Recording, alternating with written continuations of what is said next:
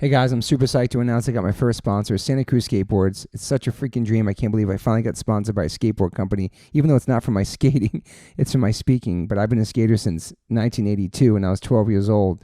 I'm so honored. This company was based on punk rock and art. I actually found them in 1983. The Jim Phillips Screaming Hand and the Jeff Kendall board, which I actually posted a picture of me skating the original model on my Instagram recently. And I actually think there's a reissue of it right now. So many amazing designs from the 80s. This company stepped up. They gave me my 20% off code. My code is NHSToby. Go to NHSFunFactory.com. USA citizens only. One per customer. Santa Cruz products only. And you can't combine this offer with others. It expires on March 10th at 12 midnight. Santa Cruz Skateboards, thank you so much. This is such a dream for me to come true. I finally got sponsored by you, by a company I looked up to and admired since a child. I really appreciate your support, and I look forward to working with you moving forward. Thank you, everybody, for listening. One life, one chance, gotta do it right. One life, one chance, gotta do it right. What's up, everybody? Welcome to the One Life, One Chance podcast. I'm your host, Toby Morse. Since I'm trying to do this in chronological order, I'm trying to make some sense to it and have it like in order from when I was born to now. Since we are having H2O on the podcast today, which I'm very excited about, I need to fast forward a little bit and get you up to date. The last episode was with Rusty Pistachio, and we talked about Maryland, how we met, going to shows in Washington, D.C., getting into punk rock, getting into skateboarding. And then I left Maryland, went to New York in 1988. Shortly after that, my brother joined me. His band Outcrowd moved up there. Rusty was in New Paltz, going to college at the time, upstate New York. And I had been a roadie, which I'm going to do a whole entire podcast on. I was a roadie from 1989 to 1993. I traveled all around the world.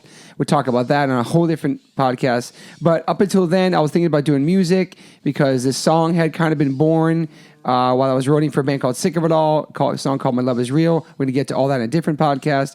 But then up to speed, I reached out to Rusty about possibly starting this band with me. And so I think Rusty recruited a guy named Max Capshaw, who played in Sick of It All for a moment. And then also we got Eric Rice, a friend from upstate New York also, who lived in New York. He was in a band called Zero Tolerance back in the day. So that's when the band formed. And on December 28th, 1994, we played our first show in Bayside, Queens on Bell Boulevard. All of our friends came. We opened up for Murphy's Law. I think Crown of Thorns played too. Mm-hmm. And after we played, there was a huge riot, into the streets, police, a big ballroom fight, and that was our first show. And then the second show, we opened up for the Cro-Mags at the Limelight. So, Rusty Pistachio, how are you, Rust? I'm good. Hi. You get Rusty in the mic. You get Rusty in the mic. So, Rusty, after that second show, how soon after that did we go on our first tour, opening up for Civ and Sick of It All for 6 weeks in 1995? That was not too long after that, right? No, that was like 6 months, pretty much not even 6 months after our first show. And then our biggest show after that was opening for Rancid. And Lunatics at Limelight. Yeah.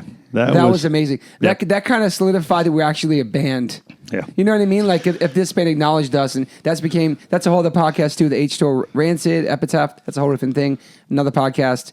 I'm definitely going to touch on that. But I'm trying to fast forward to get to the part where I guess we could start on the next part when Todd Morse joined the band.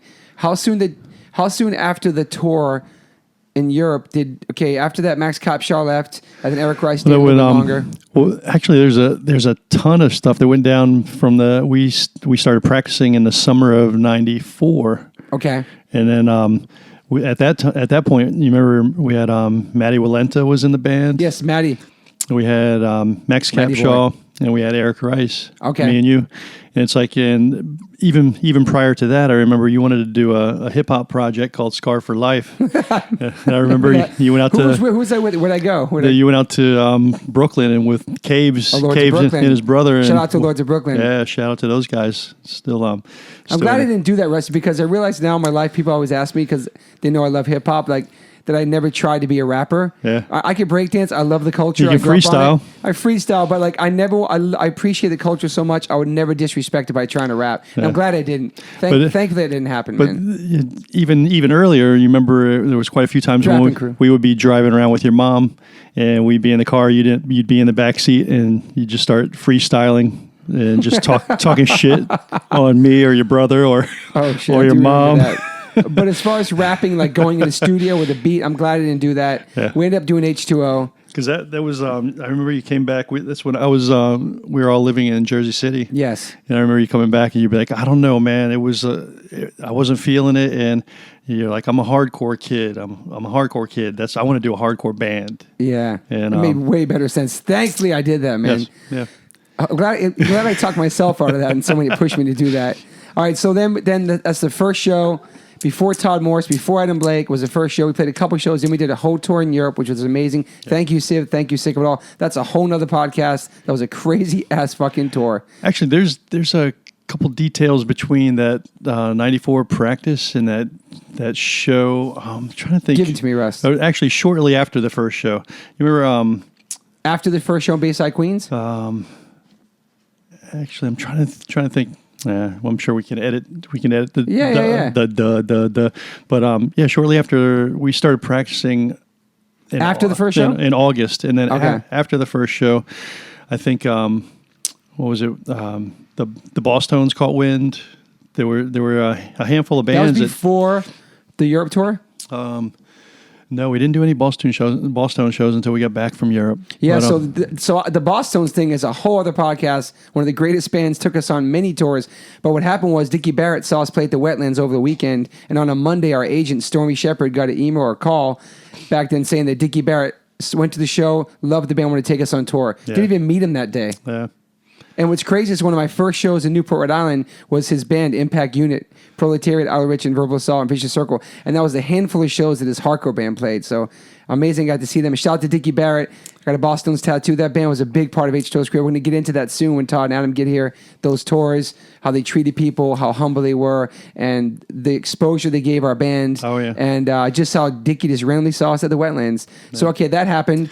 And then... And prior to that, Pete came into practice with us one day. All right, Pete Sick of It All did. And Pete Sick of It All wrote the riff to 5-Year Plan. Everybody knows that. Yeah, he wrote. And then our first demo was with Walter Schreifels. Walter Schreifels at Don Fury's studio. Yeah.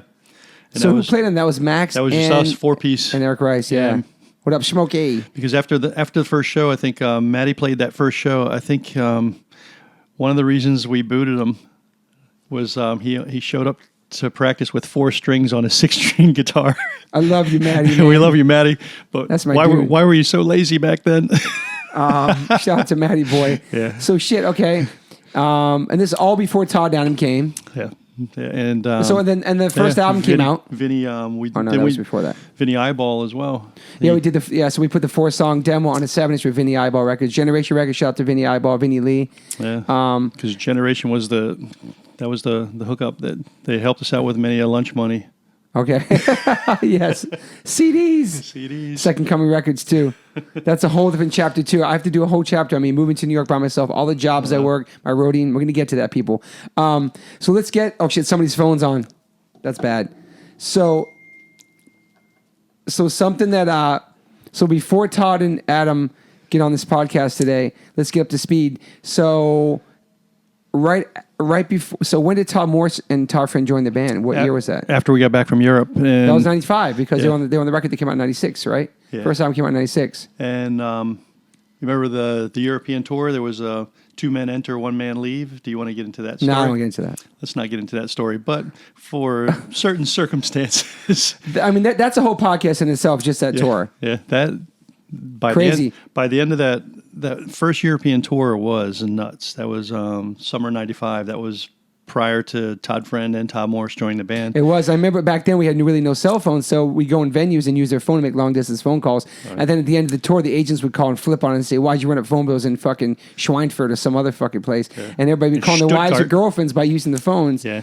And I remember Moon came out on that tour, and it was awesome, man. And so many stories we get into the... We have to get Sick of It All in here too, and Siv. Oh yeah. Because there's so many crazy stories. So then after that, like what? So when did Todd join and Todd Friend join? They joined the summer of 95, the end of the summer, because we did it was an 8-week tour with Sick of It All, like 2 months out there. Yeah, it was fucking long, dude. That was a long tour. 8 weeks. For anyone who's ever toured or never toured, 8 weeks is pretty much physical and mental. You go in one person, you come out another. Yeah, and we were younger too, though. And we're on a bus. Yeah, we were on a bus, and we only had like 5 songs and 1 T-shirt. Yeah.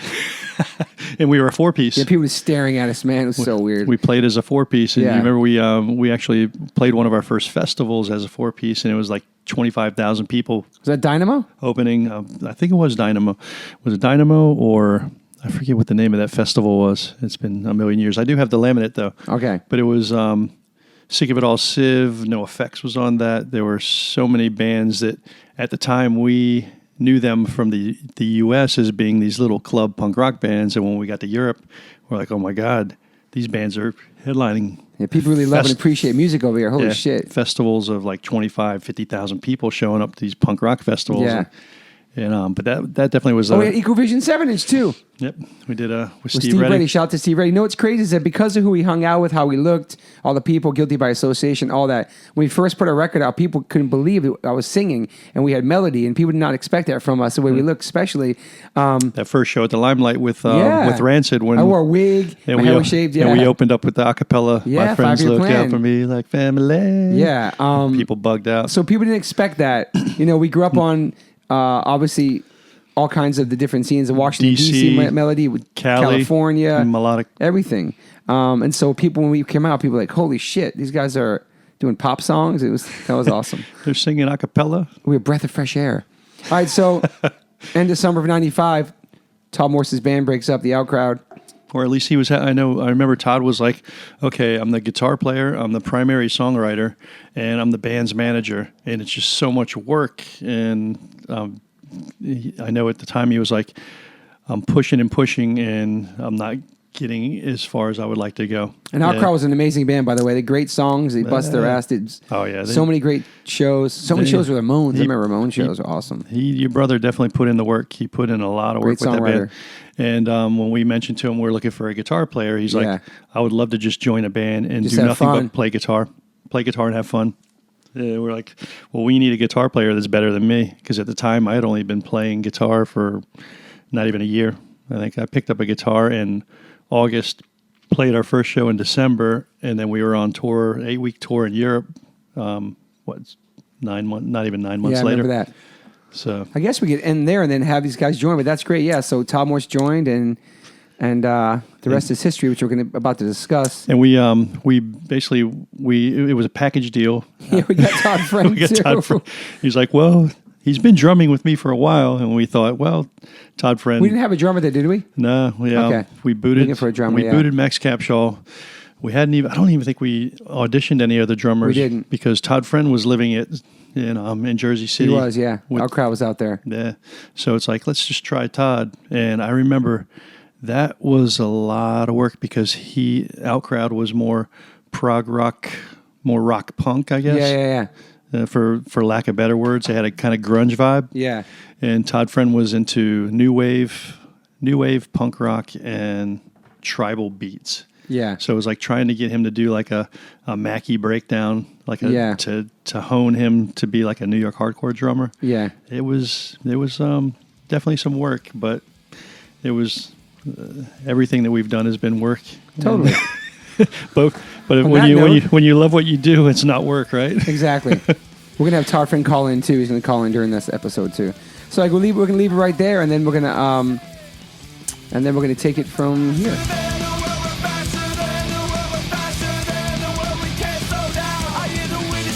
Remember we talked about how Dickie Barrett came to see us at the Wetlands, came to the show at the Wetlands. The following Monday, Stormy got a phone call that he was interested in taking us on tour. Do you think Dickie came to the 2 Shelter shows at the Wetlands? I know he definitely saw us at the Wetlands. So it could have been the 2 Shelter shows when Todd were in the band, right? Hey, that band was good. And so then after that, we played shows with the Bosstones, which was the end of 95, 96. Like the Showdowns, in the East Coast area. Yes.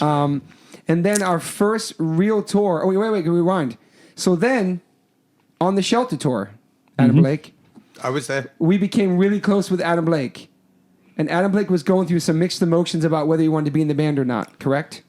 That's pretty much the best way you could put it.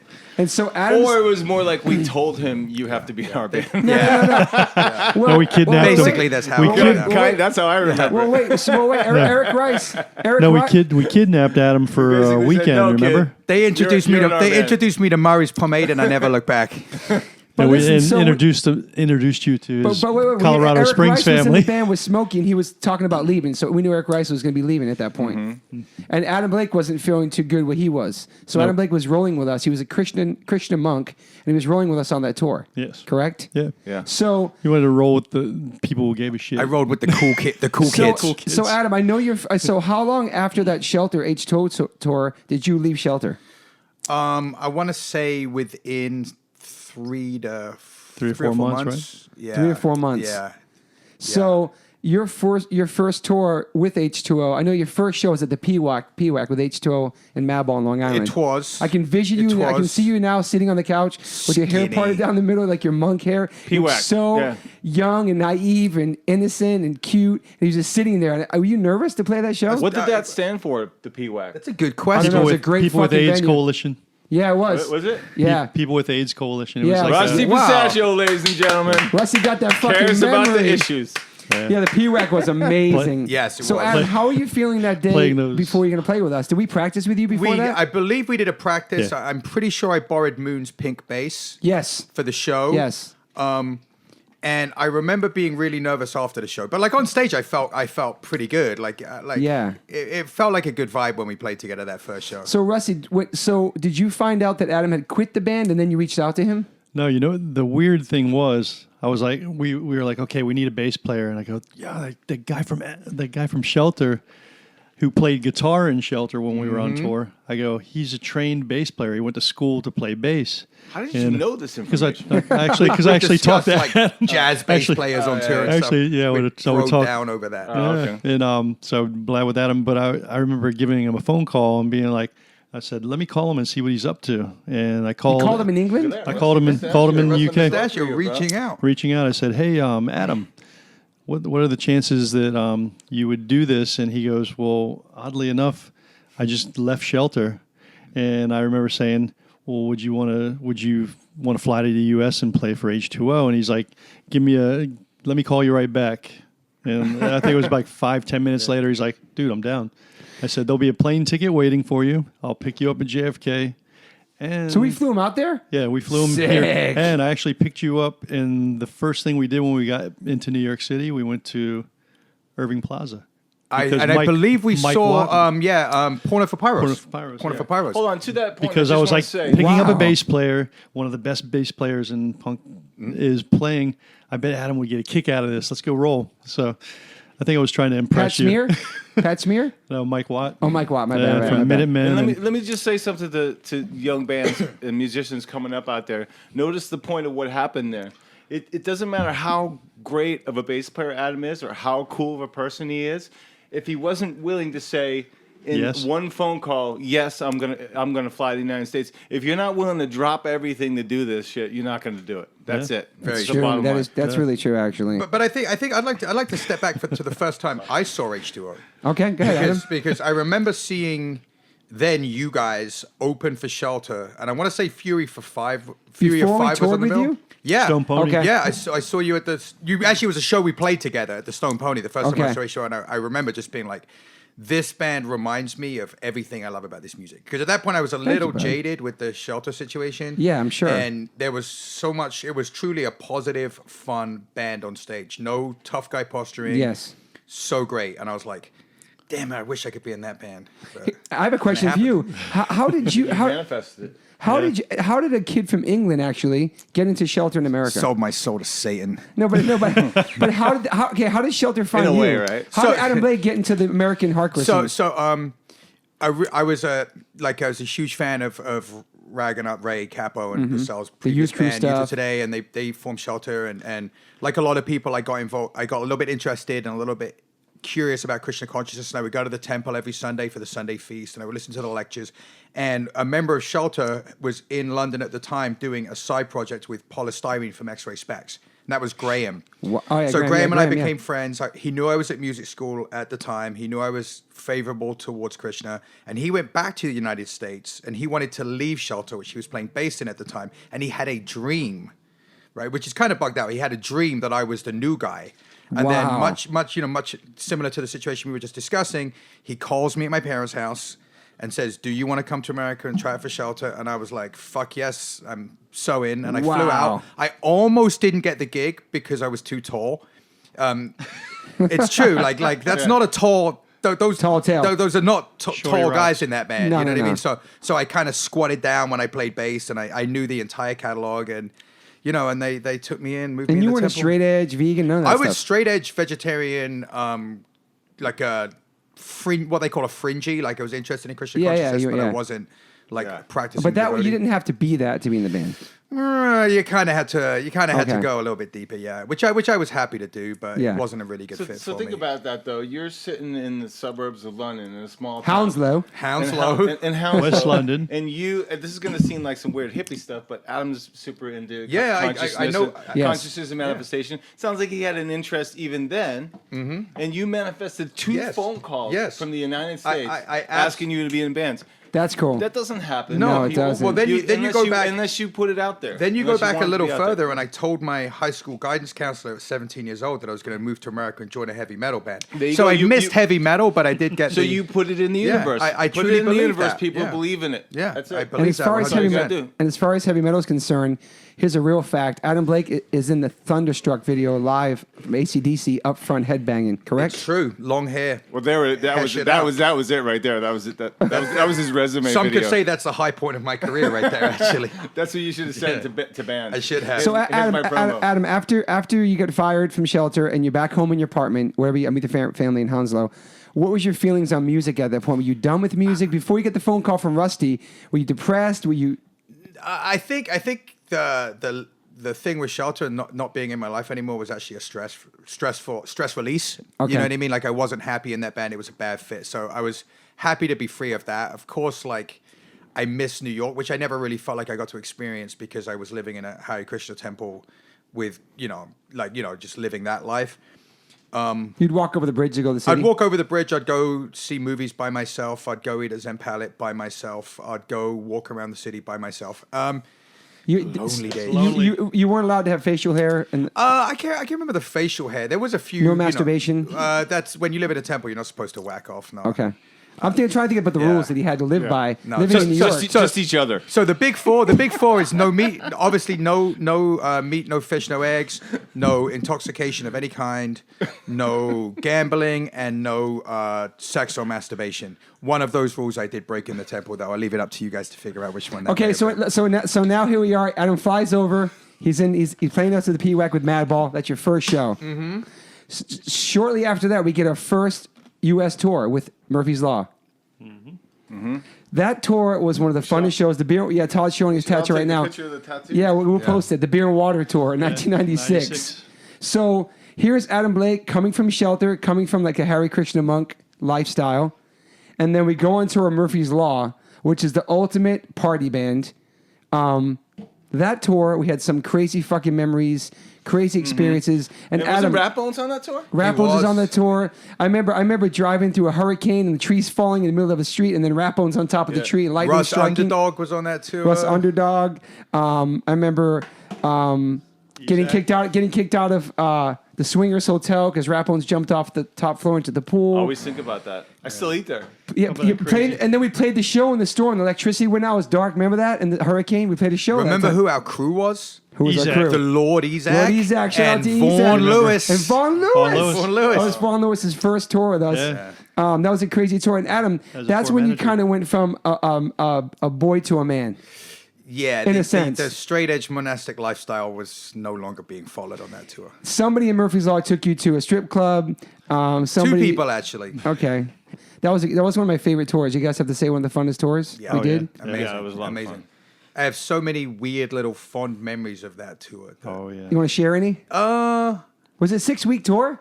I have a really great It one was of long. Yeah, it was our long. first real long one. Yeah. I have a great one of staying up really late one night, and Todd's driving and I'm next to Todd, and he played me Johnny Cash and started Wow. explaining to me like song by song the lyrics and how it's punk rock, but it's not punk rock. And I was like, Wow. And I was like, man, this is some deep shit right I'm here. glad it just didn't annoy you. No, I was. Johnny Cash is pretty I feel punk, like though. came into H2O very like I was a very blank slate. You Yeah, know what I yeah, mean? yeah, So yeah. I was sucking all that stuff in. Like Yeah, I was you were. loving that stuff. You were. And I feel like that's when like Cleveland. a different chapter of your life began, Adam, for sure. Yeah. I kind of I came out of myself a little bit. So after that tour, like we talked about earlier, the Boston's took us on tour in 1997.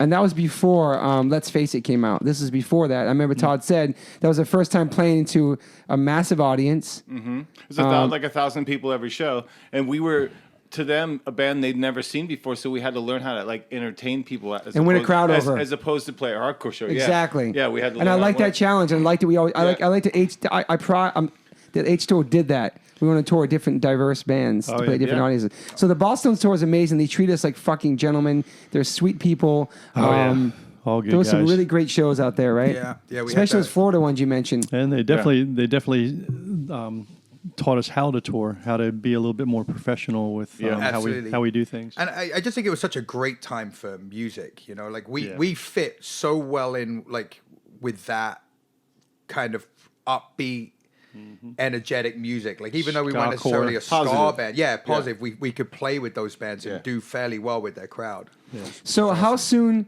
So to back up a little bit, Todd's other band Outcrowd was signed to Blackout Records. So Todd Morse kind of helped us connect us with Bill Wilson. So when we did our first album, we did it with Blackout Records. Yes. Produced by Larry Buxbaum, rest in peace. Yeah. And how soon after when that record came out did Adam join the band? It didn't seem like that long after that first album came out. You joined the band. To my mind, I did most of all the tours for the first album, even though I wasn't on the pretty album. much. So then we did the one album with Blackout. We toured our asses off with that, and then somehow our demo, or maybe the first album was a demo, Rancid got into the hands of Brett Gurewitz. Yes. And I remember playing like these showcases. I remember coming to LA. We played for Blackout. We played for Hans Haydout, MCA. We played for Brett Gurewitz. I remember we did. I remember being. Sorry to interrupt. I remember being in the van heading to the West Coast, and you getting off the phone with Tim or someone and saying, "Hey, Epitaph is interested to us." I do remember that. Yeah. I do remember that. And us being like Epitaph, that to us that was a major label. Yeah. And we became the first East Coast hardcore band ever to sign to Epitaph. Yes. And I love when he was schmoozing us and we did the walkthrough of Epitaph and there was all the lowrider bikes for Voodoo Glow Skulls and I was like, we want bikes. He's like, put them in your contract. And we did. And then we got lowrider bikes. Yeah, they shipped. I think they fell apart awesome. like in like a week or something. They never got ridden, did they? Yeah. And so the Epitaph experience was amazing. That was Thick in the Water in 1997. And then we toured our asses off a lot then. How about when we met with Brett Gurewitz the first time, Electric Ladyland Studio, Rancid was recording Life Won't Wait, or no, Out Come the Wolves. Out Come the Wolves, you're right. And we went there with a 4-song demo, and we were like, okay, Russ, you got the memory. Let's play this 4-song demo for Brett Gurewitz and see what he says. Meanwhile, and he was probably a little bit high. He was working on one of the greatest US records punk ever. rock. Out Come the Wolves, one of my favorite records of all time. And we had the audacity to be like, listen to our demo and sign us. And he listened to it and he said, I think you should keep writing. And he didn't want to sign us. And we're like, fuck that. We don't need this guy. We're gonna go do something else with somebody else. I think that we had. That we did Blackout. We had that kind of attitude. And then he heard Blackout. We're gonna move. We want to go on tour. We want to record. We want to go on tour. Who cares what he says? At the time, that's what we were kind of feeling. So then when he heard the Blackout record, that's the one that got us signed, I think. And that's when we ended up going. I think we ended up doing because we didn't continue writing. We put that record out. Like Vinny Eyeball and Equal Vision and then Blackout. Yeah. Oh, let's rewind a little bit. We did do a tour of Social Distortion too. That was after Murphy's Law. That was after Todd broke his hand. Remember? Yeah. Okay, so after we that, flew all the way to Europe to tour with Doggy Dog. Second European tour that never I happened. can tell the story in front of the Beauty Bar on 14th Street. What happened before we flew? We're just waiting for the van to pick us up and take us to the airport, and me and Todd Friend are horsing around, and Todd Friend punched me and broke his wrist. But we not in the face, like in the arm. And we go and open up for Doggy Dog when they were massive in Europe. That's like the best tour you could possibly have at that moment. Yep. Yeah. And Todd Friend's kind of complaining about the airport, like whatever, man up, whatever. And we get there, then we play the show, right? And We play like 3 songs. 3 songs, and then it becomes painfully obvious that TF can't hit his snare drum. in front of a great crowd. Yeah. Then he Broke goes his to the wrist. hospital, comes back in a fucking sling or something, right? And then we jumped on an airplane, flew to my parents' house, hung out for like 2 days, and then we flew back home. Yeah. And then we got off of the Social Distortion tour. Was it Yes. White Light, White Heat, White Trash? light, white heat, white we trash. got Mackie. Yeah. So then we reached out. We had Mackie from the Cro-Mags come. Bad Brains also, fill one of in. the greatest drummers. And he played drums with us, and Todd Friend came on the tour and played one song with one hand. He played friend. Exactly. And so Because that was the only reason he came I missed that irony back then, but yeah. Yo, so that was actually a harder crowd for us because Social Distortion fans only love Social Distortion. Oh, yeah. Pretty much. So it was a hard crowd. We did. I remember. It was a hard crowd. I remember Mike Ness watching this. He's like, "Man, y'all like some doo-wop hardcore with those melodies, those 3-part harmonies. Y'all some doo-wop hardcore." Singing Yeah, them I remember him songs. saying that. It was super sweet. It was man. cool to be like in the filling in the Degeneration Social Distortion sandwich though, because That's they right. were both great bands to watch. Oh, I forgot Degeneration was Degeneration awesome. was on yeah. there. Yeah. We So went and saw them at the before we started the tour. We went and saw them at I want to say the Roxy in Los Angeles. Oh, We yeah, went to yeah. the show. I can't remember which venue. It was one of those ones. So which tour was a tour where we got pulled over by the cops in Wyoming at gunpoint? You were on that tour, correct? Yeah, Kobe Buzzle was our merch guy. Yeah, that was I We were remember blasting that. music in the van, really going really fast. Yeah, that was an H2O tour. I don't think we were opening for anyone. Okay. It was a handful of shows, and I think the last show was in Washington State. I Was think. that the one we drove across country to Pittsburgh Todd to play said- with Real Yes. Big Yeah, Fish? Todd- That was that drive. Yeah, that was that but drive. Todd said we left from Lars's house in California, and that's where we were driving from there. That's what he said. yeah. But Yeah, so we went up the coast and we came back down through. so we were driving all the way across country to play with Real Big Fish. Yeah, in in Pittsburgh at the Club Lager. So Yeah. this is probably pre Thicker Than Water then, because Okay. I remember two things. I remember Lars had a laser disc, Okay. which is I remember that, and I remember that he was going over I See It In Us with us because there was talk of him doing the record, Oh yeah, and that's he was right. playing I See It In Us like. Yeah. And I was like, Awesome. So that would predate. That would Okay. be pre Thicker Than Water, right? So I want to say we were blasting Suicidal or something silly, driving down the road super fast. Oh yeah, everyone was asleep and I was driving and I'm leaning on the steering wheel, so I'm not looking in the mirror, and I'm doing about 90 miles an hour because it's open road in Wyoming. And then someone goes, I think there's cops following us. How many cops And I was it? lifted Like my 3? head. It was started off as 1 and then ended up with like 3, maybe 5. Well, the guy's siren was broken, right? So he Yeah. couldn't he didn't You saw create the flashing sound lights, for but us to hear. and even when we got pulled over, he was on the mic going, Yeah, and you couldn't understand it. But he's basically telling you to put your hands put your out hands of up, the window. put your hands And where so I can see we them. did that, and they all came out with actually, shock. Okay. I didn't do that because I couldn't understand what he was saying, and like a dumbass, I swung the door open and I jumped out and I go, I can't hear you. I'm That's waving my right. hands in the air. That's I can't right. hear you. I don't understand. And that's when he jumped out of the car and said, "Freeze, motherfucker! I'll blow your fucking head off." I remember you just said, "Guys, I got a gun on me," and we were all like, "Oh wow!" Everyone was asleep and everyone's all of a sudden This is awake, real. and I go, "What's happening?" I go, "We got pulled over. He's got a gun on me right now." And then more- he then says more he's came- going to blow my head off if I move. Rusty, but then more came with guns, right? Because Yeah, I remember yeah. some dude had like a stuffed animal in his Yeah, it car, was and he like had a- a shotgun like aimed a- at Yeah, us. like they a made us human-sized sit down on teddy our bear. hands, like sit on the roadside on our. Oh yeah, hands. sit on our hands. And you remember when the cops all of a sudden rolled up and there were all these guys. These guys were working on the side of the road with shovels. They just And ran. They threw their shovels and just bolted into the desert. Oh Yeah. They were scared shitless. They're like, But the "Holy way I- shit! the 3 way I- cops, guns!" Yeah, the way I picture it though is when those people left, there was no one else around except us on our knees and surrounded by cops with shotguns aimed at our heads. And you remember I then they remember put a that. dog. and I was thinking anything could happen right now, and it's our word against them. No That's phones, it. no nothing. Nothing. Oh yeah, You know, You like, remember they had a dog too. They And you sniffed remember, it. you remember we were all outside of the van, and the guy's yelling in the van, "Anyone in there? Anyone else in there? And we were like, no. We're gonna send the dogs in." Yeah, they like stormed the van, like it was like a. What do you Like, it think was they a- thought we like- were doing? there was a bank robbery. They had the Oh, same. Remember, they shit. told us, right? And they They thought- had the same van, like this. Holy shit, I remember They that part. thought we were. Yeah, they thought we were shady, and plus the fact that I didn't see him following us for who knows, maybe 3 in a to 5 high-speed miles. chase by high accident. speed chase in a van. Yeah. But So that was a really scary moment too. Imagine that was LA and that shit was like on the helicopter and you were watching it on TV, Rusty, just like half asleep, leaning on the Leaning on fucking the steering steering wheel, wheel. and everyone's We gotta watching get the to TV going, Pittsburgh. dude, look in your rearview mirror. we got to get to Pittsburgh and play some show. Tarfin's got another You're we can call on and the tell show later now. about. Another one we can call and tell about. High speed pursuit. Oh, you know what? wrong with You know this what guy? else they? What else they did? They shook us down. They shook us down because they go, we can waste a whole lot of time. You can go to follow us to the courthouse. Oh, that's It'll right. probably take about 6 hours, and you can pay your fine there, or you can give us cash here. I remember that. Fine And it was- for what? Holy fine shit. for speeding, and it was Wow. they fined us. It was $690 something. You can pay us in cash now, and we'll let you go. I'm like, Yeah, you that's some crooked motherfuckers. shit. Yeah, it was like No receipt. They were like, okay, there's 3 of us. We split 3 ways. Let's get at least $200 each. And yeah, pricks. Yeah. So, Shout out to the Wyoming what do you think the Highway longest Patrol. tour we did back then?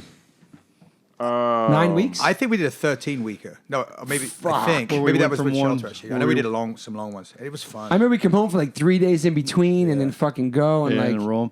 Yeah, we were touring 11 months out of the year. When Yeah. did it, when Up did it until- That become was like for that? about Like, 8 Up until about 2006. Yeah, it was what about 8 kicked years. that off? Was it the Murphy's Law tour that kicked Yep. off that? Murphy's Law. 97?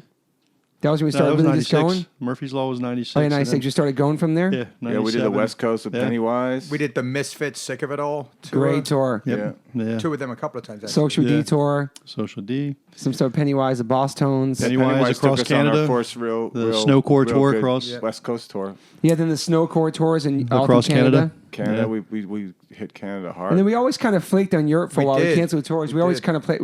We always flaked on those tours. And we were definitely touring the U.S.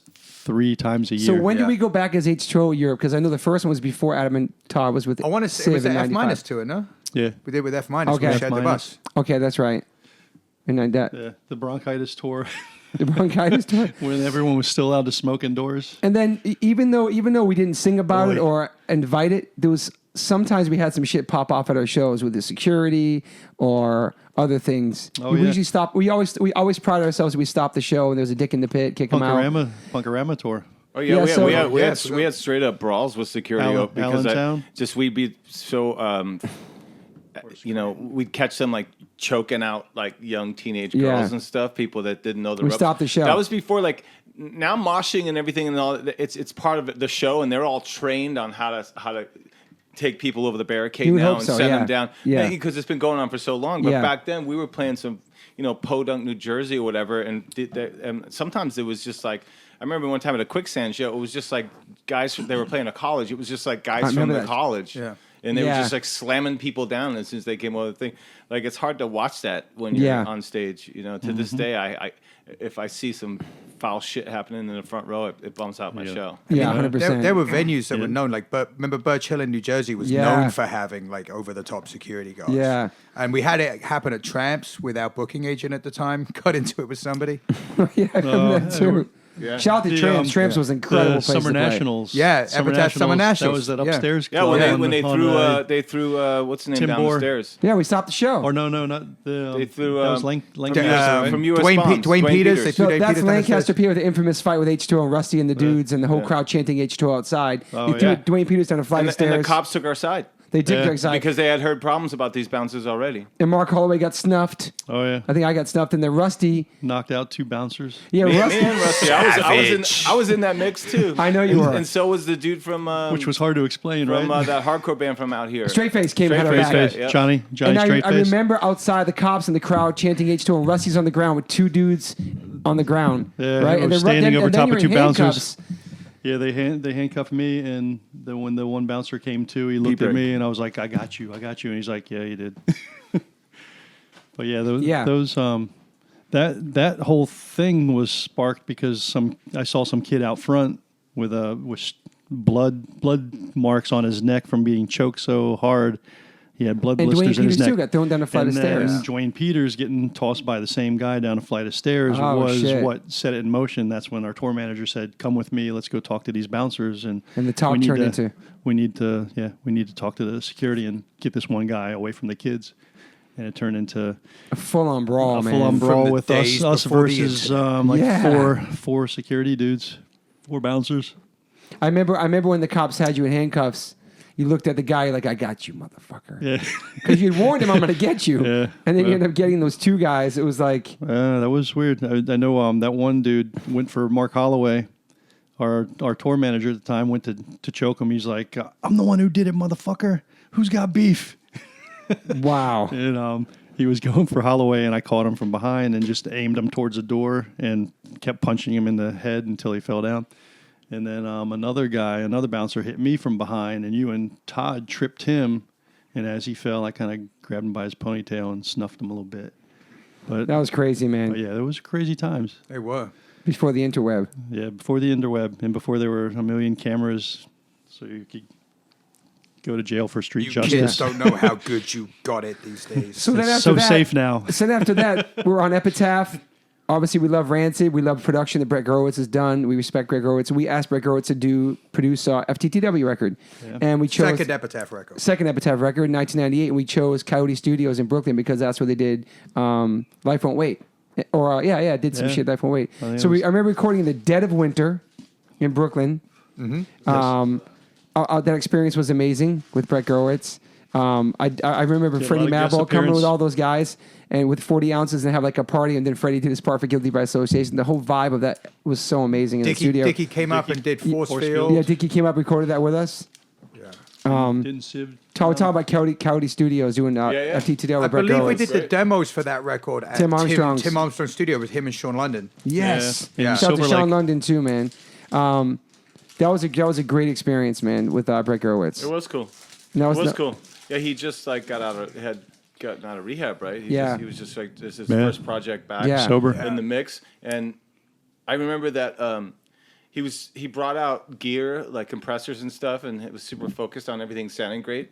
But he pretty much let us play whatever we were playing. Like he didn't, there's a lot of playing going on that record. There's a lot of we fit a lot of riffs and runs into fast music. A lot of stuff. Is that a good thing? It was live, At right? the time, I think if it translated, it's a good thing, But like going back, like I think, I would have cleaned it up a bit. Yeah. I think for me that's a sweet spot. A lot of Like, jumble. I think there's a point in a band's journey. Maybe most of the time you get it once. Some bands are lucky enough to get it twice, where everything just seems to be moving in a positive upward direction, and you're hot, you're cool, and everything feels great. And whenever I think of making that record, for me that's that perfect That was the moment. upswing. Yeah. It's like what's happening next. Everything keeps getting better and better. The shows are getting bigger and bigger. Thick in the Water was fun too with I Larry. think the water was great. Yeah. It was great. Well, with FTTW, like we got on a bus on our own without any help from a label. We were able to be on a bus. We had a real crew, like, legitimate crew. and it was And Epitaph had our back. Our trailer got robbed twice. oh yeah, Jersey City. And twice Epitaph bought Jersey us new City gear. hoods. Thank you, Epitaph. They treat us like fucking royalty, Great. man. It was Great amazing. label. Bought us a Yeah. van, Yeah. just everything. The whole experience, shooting the video for Eveready at the on 8th Street. Yeah, That was amazing. we had our team captain.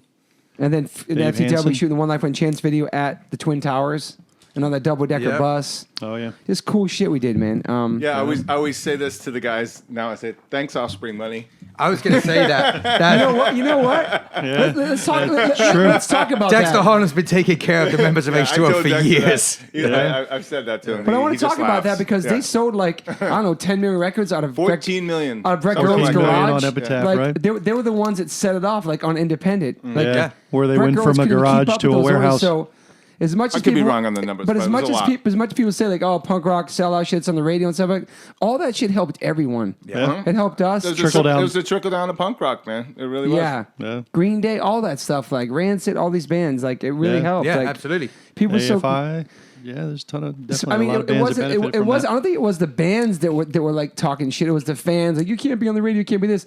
But I think the bands now really appreciate that. The Yeah. punk bands, because it really helped everybody have long careers. Yeah. Yeah, and it was incidental for a lot of those bands too. They were just doing what they do, you Yeah. know. And the times kind of caught up, you know. So it's And so many people's Yeah. introduction to us and a lot of other bands. Yeah. They're like, oh, I heard you on a Punkorama comp. totally the same people that would talk shit on bands on the radio are benefiting from the bands they like making better records, But- and but, getting their records. You know. Yeah. Was Nirvana after that? Before that?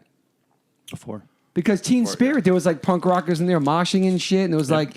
There was a vibe of that too, and back then I was like, "Oh, this is grunge, fuck it." But now when I think about it, it was kind of punk. Some of the Nirvana it's very shit punk. too, man. Very punk. With Dave Grohl from was Scream underground. and all that shit, like just a video of it, and even the Offspring, the dude has X's on his hands when they first came out of the video and stuff. Yeah, that was all But back then, you're so underground quick to scene. be like, "That's not punk. That's on the TV."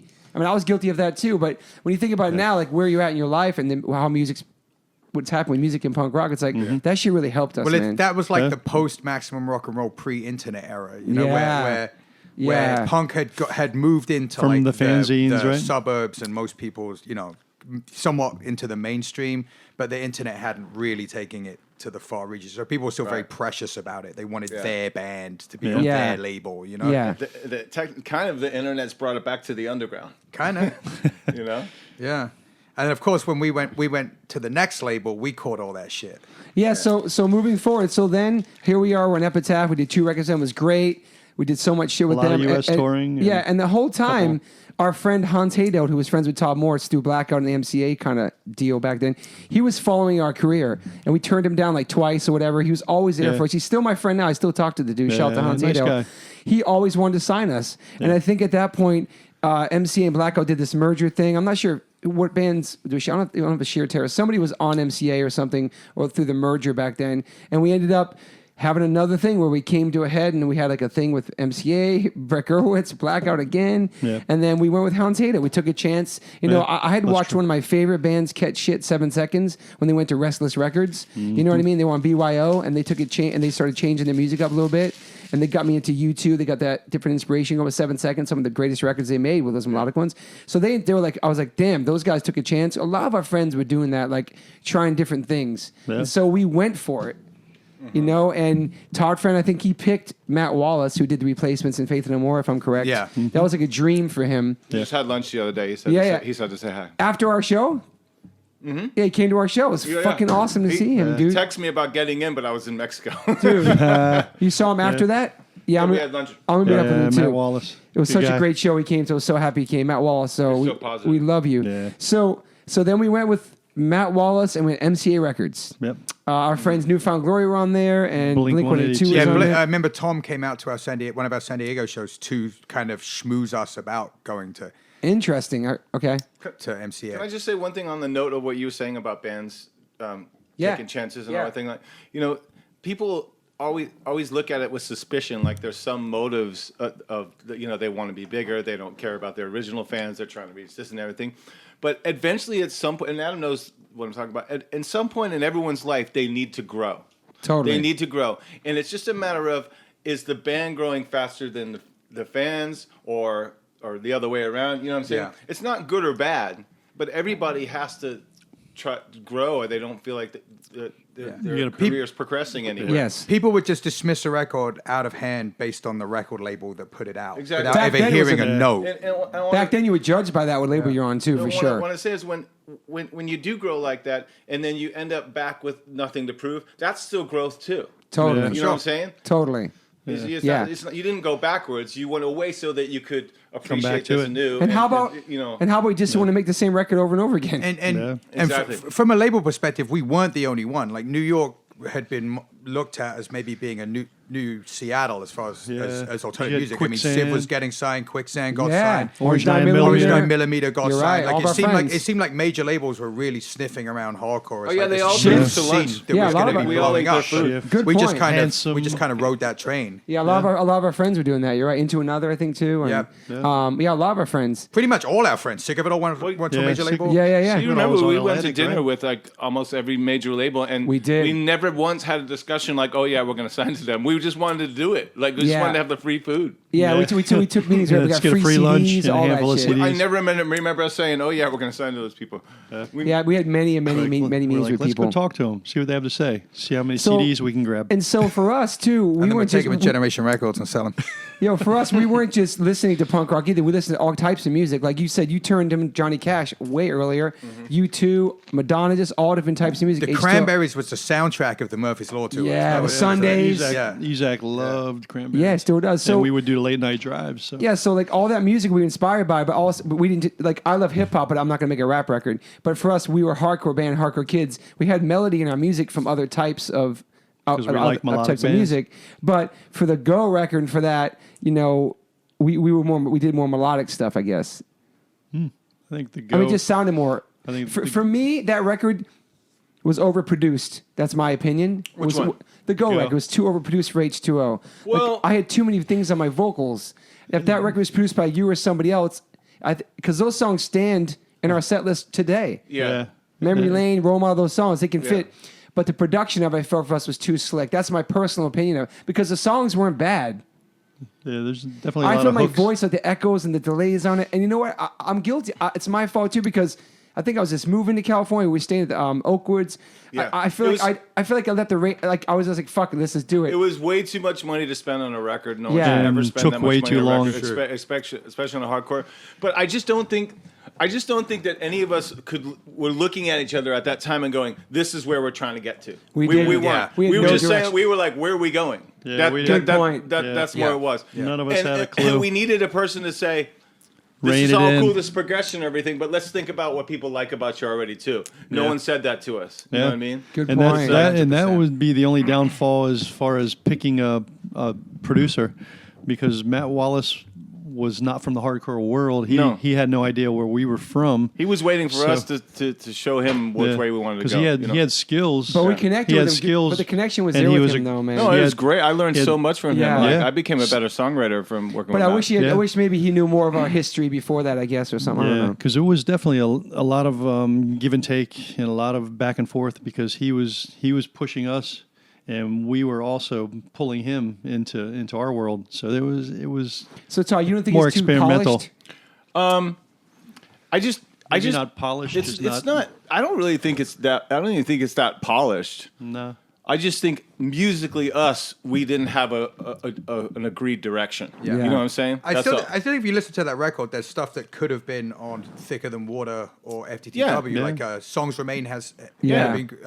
And a lot of that Out was, of Debt. a lot of that was Out written. of Debt could have been on those records. Yeah, a lot of that was written with thinking that it would be out on Epitaph. Yeah, and I love a lot of those songs. And just like I said before, people grew while we ignored that record for a while. And then we had, you guys, I'm sure still do, have a lot of people come to the show that want to hear Memory Lane Yeah. and want to hear Role Model. Because Yeah, that's people- one of the bigger albums for them, just because of A lot of people, that was their gateway. Just Yeah, because it the time was. that it was going by. 100%. So yeah, You know? so back then, that's when the message boards really were kicking off, and people hated us Oh for that yeah, record. I was the one answering all the emails, and it was brutal. Like, But now people love the shit.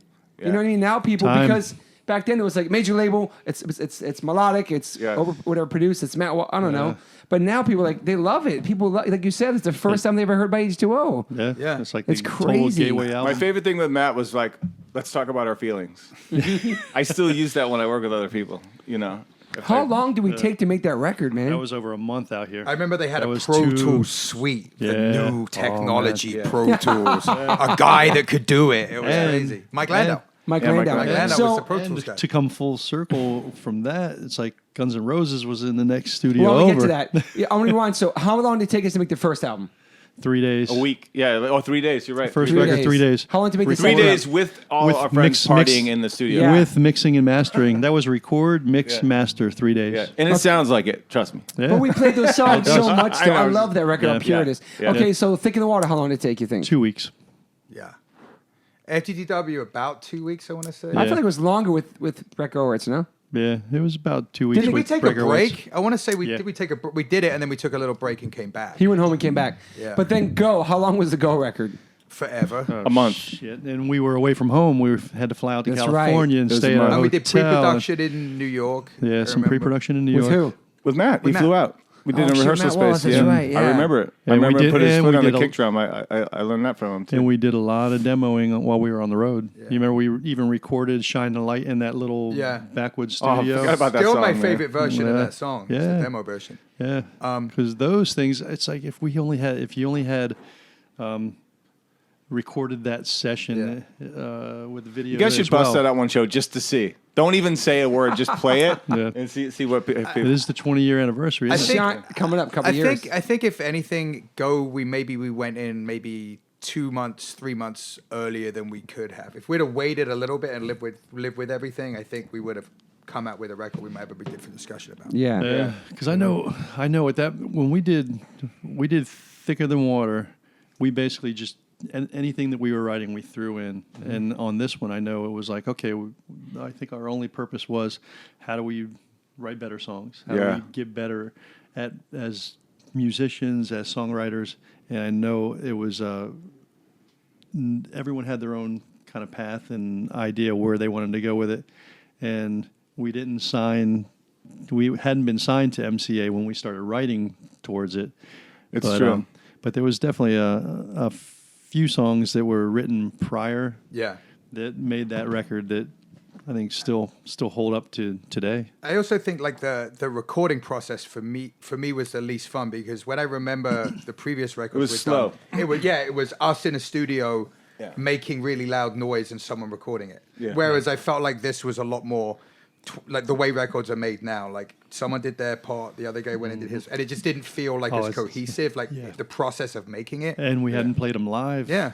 A lot of those songs we hadn't played live on tour for months. And there were too many moments where it's like, okay, you go wait for 2 hours and then you can come do your part.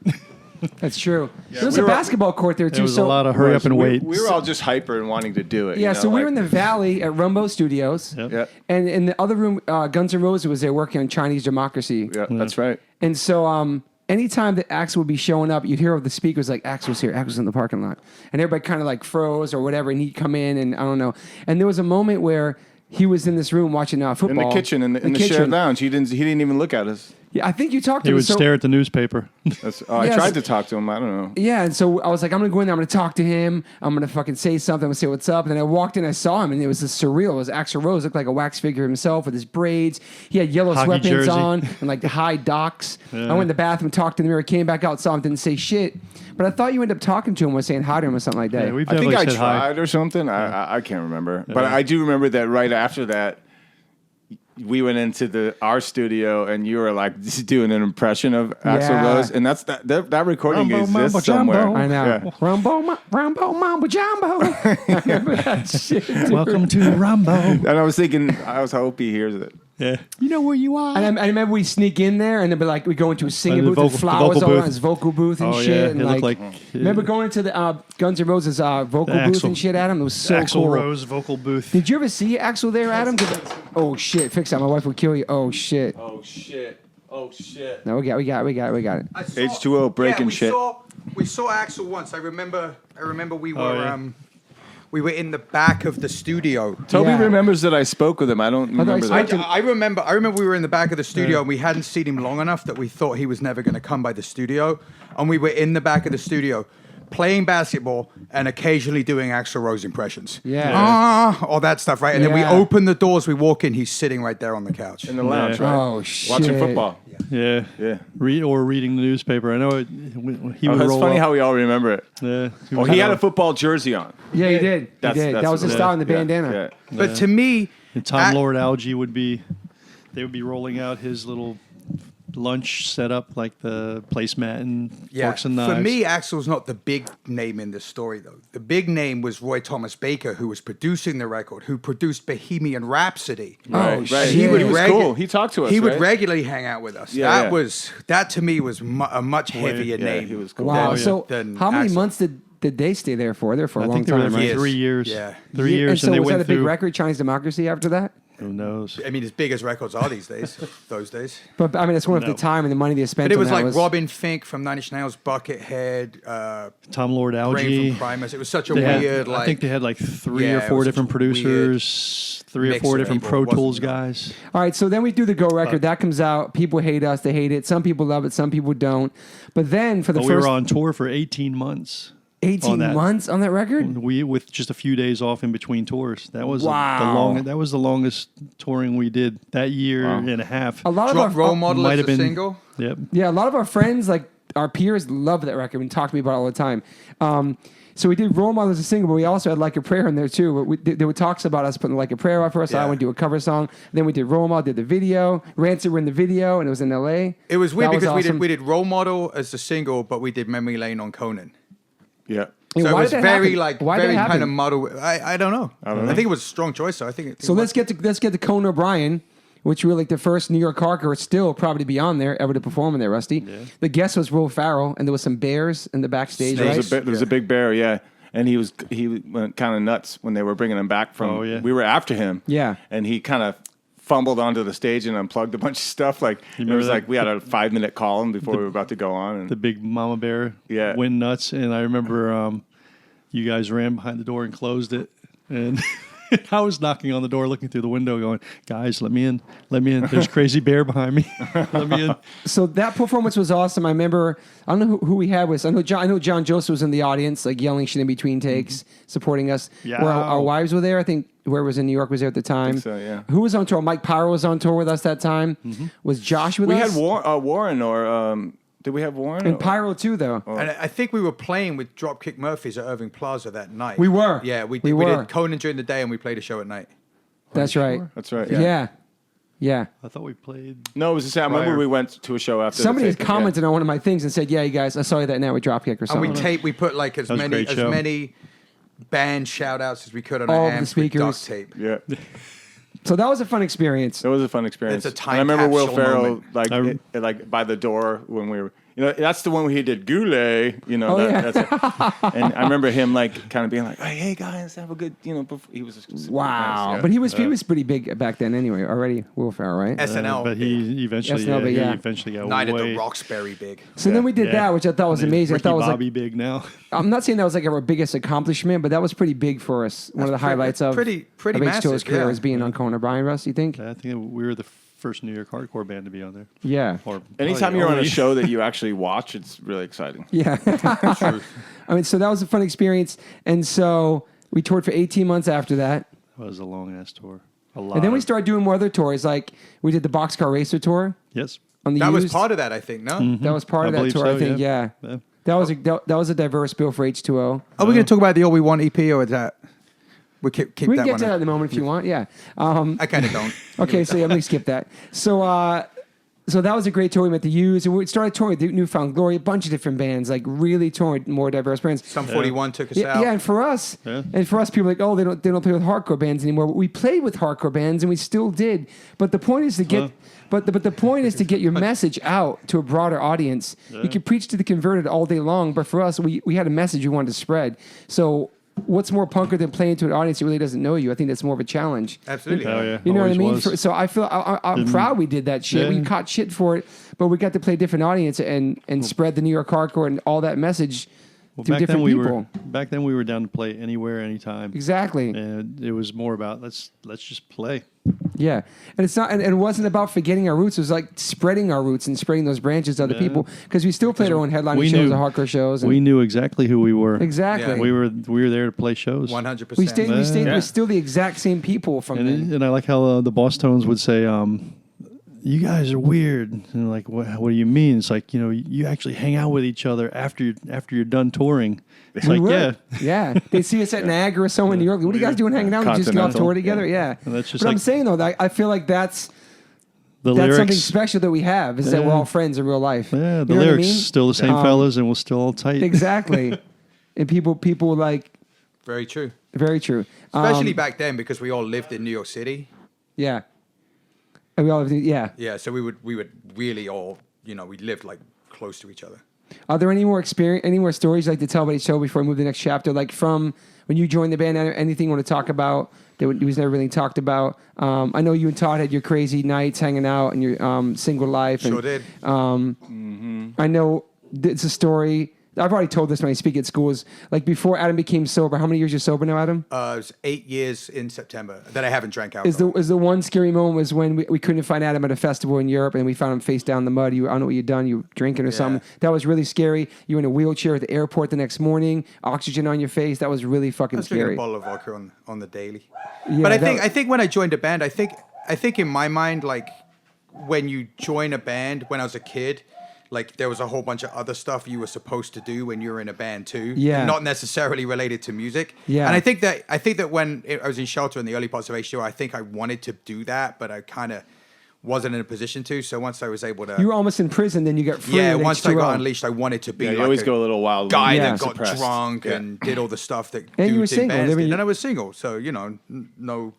Russ, are there any stories that we haven't caught up on H2O that people would like to hear? Something we really talked about.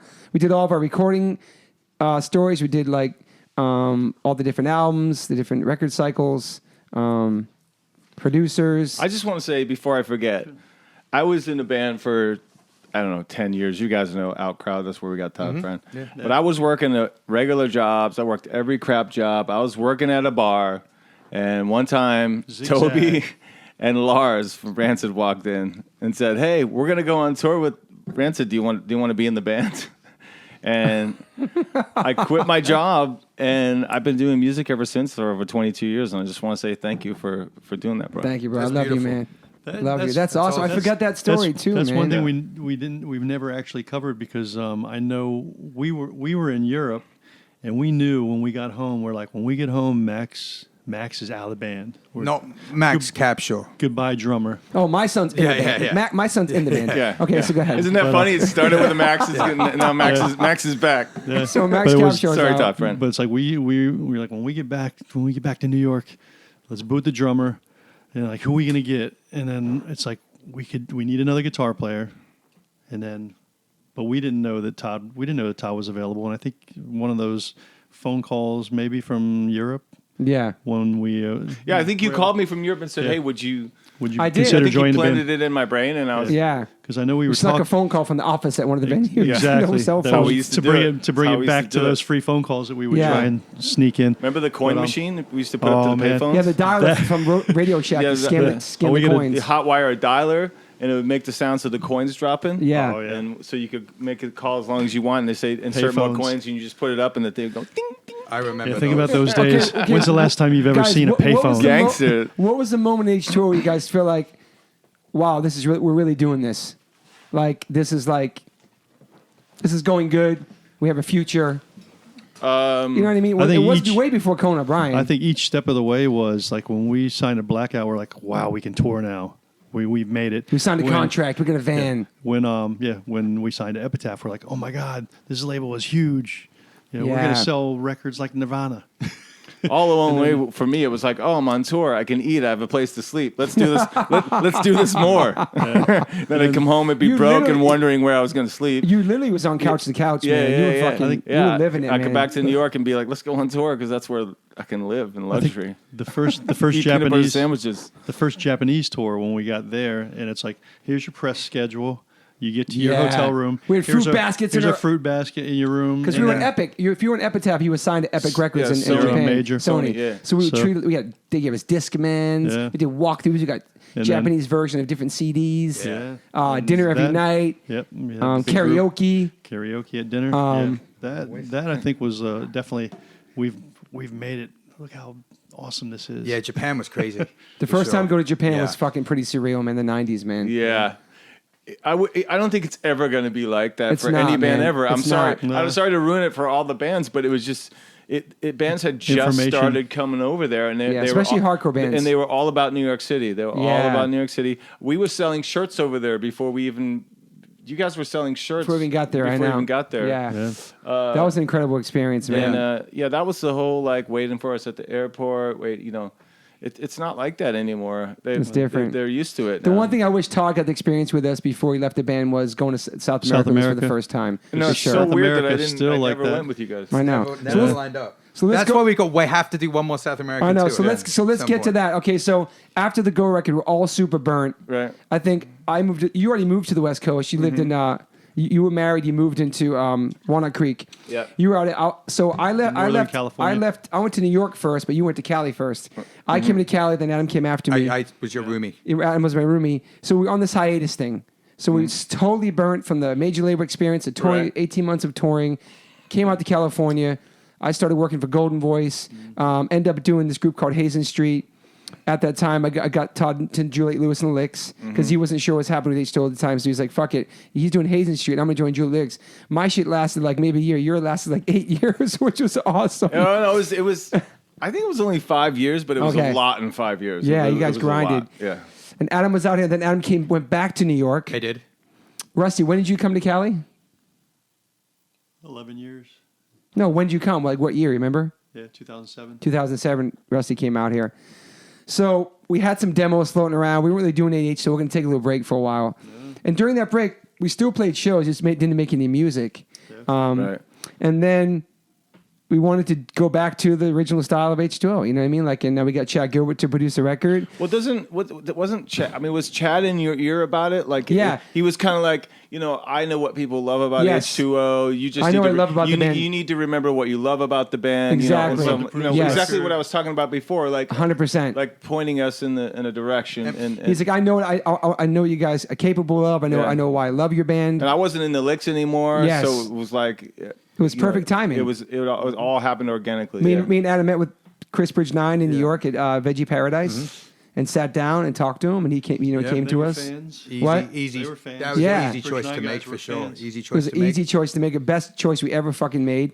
And then we did Nothing to Prove, and that was a great But experience. and NTP's like, if some of those songs have been around for a Years. minute, Yeah. a minute, Yeah. you know, like Painted on My Brain, I think. Yeah, Sunday. that chorus we Sunday. changed. A lot of them were old demos I had, Yeah, for like Sunday. Painted on My Brain is That an chorus. old demo. Yeah, Like What Happened is a That song. bass line, we call it Egg Hunt. Song Egg I Hunt had- bass line. Egg Hunt, yeah. I remember talking about that song, like, we can do Yeah. this, and I remember remember writing that those when lyrics we- in the car with Chad. And Sunday, You yeah, were Sunday demoing was. that? Oh yeah, Just that's that the same chorus, thing, yeah, Painted on My Brain, yeah. I And remember what's the other demoing one? What happened in Eagle Rock with Part of My Sleep, Dylan too. and with Doyle. Yeah. Yeah, we did a with demo. Doyle, yeah. you What? did. We did a music only demo of Fairweather Friend in San Diego, Holy which shit. I have. Yeah. I remember having Doyle sit at the end of the table. We were in that backyard, and we're like, "Okay, let's play through before we go and record." And we're like, "Doyle, we need you to sit here and just look mean, so we can get some evil into the music." Who was the guy's friend? Daryl? Dylan McClellan. He was yeah, our sound- he was our okay. Yeah, sound he guy. produced the Juliet and the Licks record too, Four on the Floor.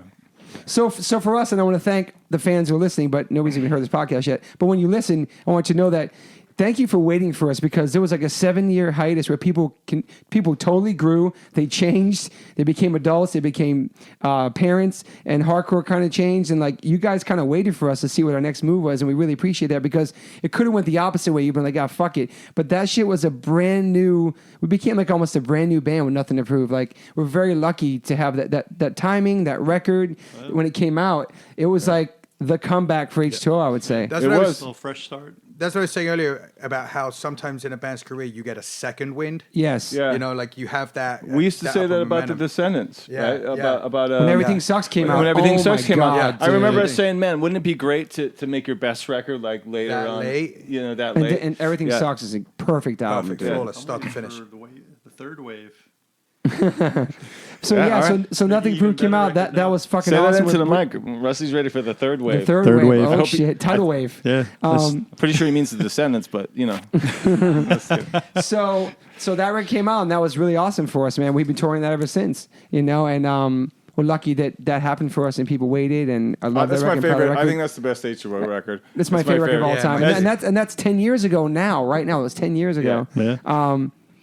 And so then during that time, Todd Morse stepped away. Todd Morse went to do his own shit. Joined the Offspring. How long have you been the Offspring for now? It'll be 10 years in May. So wait, you left the band around Nothing to Prove 10 years ago. 10 years ago, May, Nothing to May, Prove came out. 2000, May 2009 was my first show. Okay, with them. then Nothing to Prove came out 2008. Yeah. Yeah. Todd, I Todd did the remember- record Holy shit. shows, and I want to say then we started having like more regular other people playing guitar after the record release shows. Yeah. Holy I remember when- shit. And this is funny for me to tell people, but I've tried to quit this band like 3 times. I sent an email, said I wasn't going to play anymore live. Just ignored it. Dragging and you I'm back. realizing now it's totally like the family mafia thing Yeah. where like you're not. We just moved that shit to the junk box Yeah, and yeah. keep it moving. You're not kid. Anytime my phone still rings all the time, and you know what? Whenever it lines up, I want to be there. Yeah. Yeah. And we never got your email, went to spam. You can't, you're my brother. You can't leave this shit. You're such a big part of this band. Every time I try to get out. This Yeah, is they pull you this back is in. not a slur on anyone that's played guitar for us because they've all done incredible, Great jobs in wonderful their own jobs. way. But Yeah. it is not H2O without you being on stage with us. Thank you. Yeah. 100%. That's Thank the you. We all chemistry. fit together, Quite man. the same thing. Yep. That is the chemistry. Yeah. It's not the same thing. Well, it seems to me I've seen the videos and watched Instagram. Seems like the fans are having just a fine time. Yes, that is There's true. there's moments when I go to tune my guitar and I turn my back on the crowd that I think that I could easily slip off to the side of the stage and they wouldn't No even one notice even me gone. noticed. Sometimes if you mistake, like, what's up with Todd? Why does he have long hair now and a beard? Why is Todd taller? I don't know. Dude, I'm not gonna lie, and this is gonna sound sad, but I never got a single, maybe one in the time I've been gone of like, where are you at the show? You know? Like, No, on the stuff I post, like, where's Todd Morse? Yeah, Yeah, yeah. for sure. People Okay. miss you, man. People One of miss the you. one of the funniest things Colin would say is like, "Yo, I got all these chicks rolling up to my side of the stage, and they're looking for Todd Morse, and they see me." when did that start happening? That started happening after I Todd left the band? God. Because that wasn't happening when I was there. Dude, where's the Todd God? So, what do you think is the reason why we've had longevity, and what do you think is the reason why people can connect to us?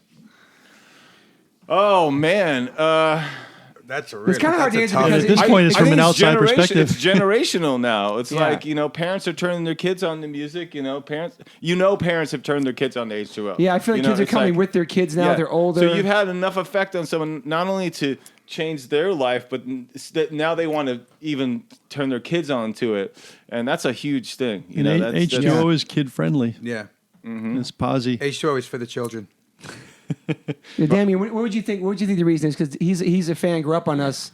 What do you think the reason why H2O has the longevity and why we're still here? Wow, that's a great question.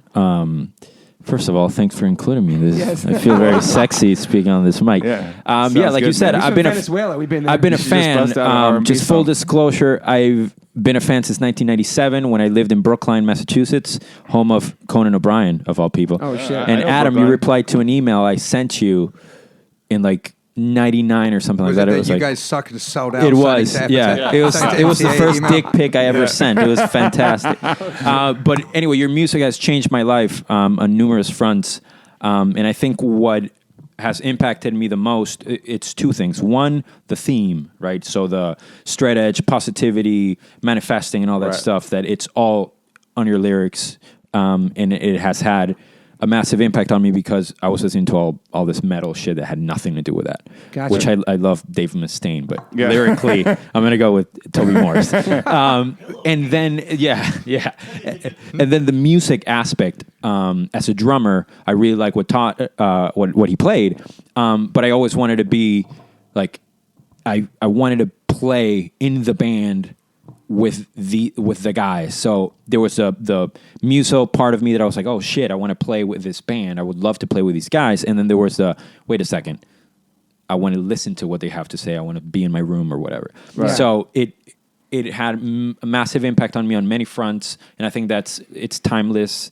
It transcends genres. It transcends, countries. You know what I mean? Like what the positive message that you guys put out applied to when I was in Brookline, contagious? Massachusetts, of course, or where I was in fucking Caracas, Venezuela, upper middle class, or when I was in Boston or whatever, as the token Latino kid in Jewish high school, for all intents and purposes. Wow. So it's great, dude. Thank Awesome, you. man. Yeah, Thank of you course. very much. so much. Did I memorize the speech properly? Yeah. Okay, cool. He successfully pointed out that we are not a band from musos. That was one thing. Yeah. Okay.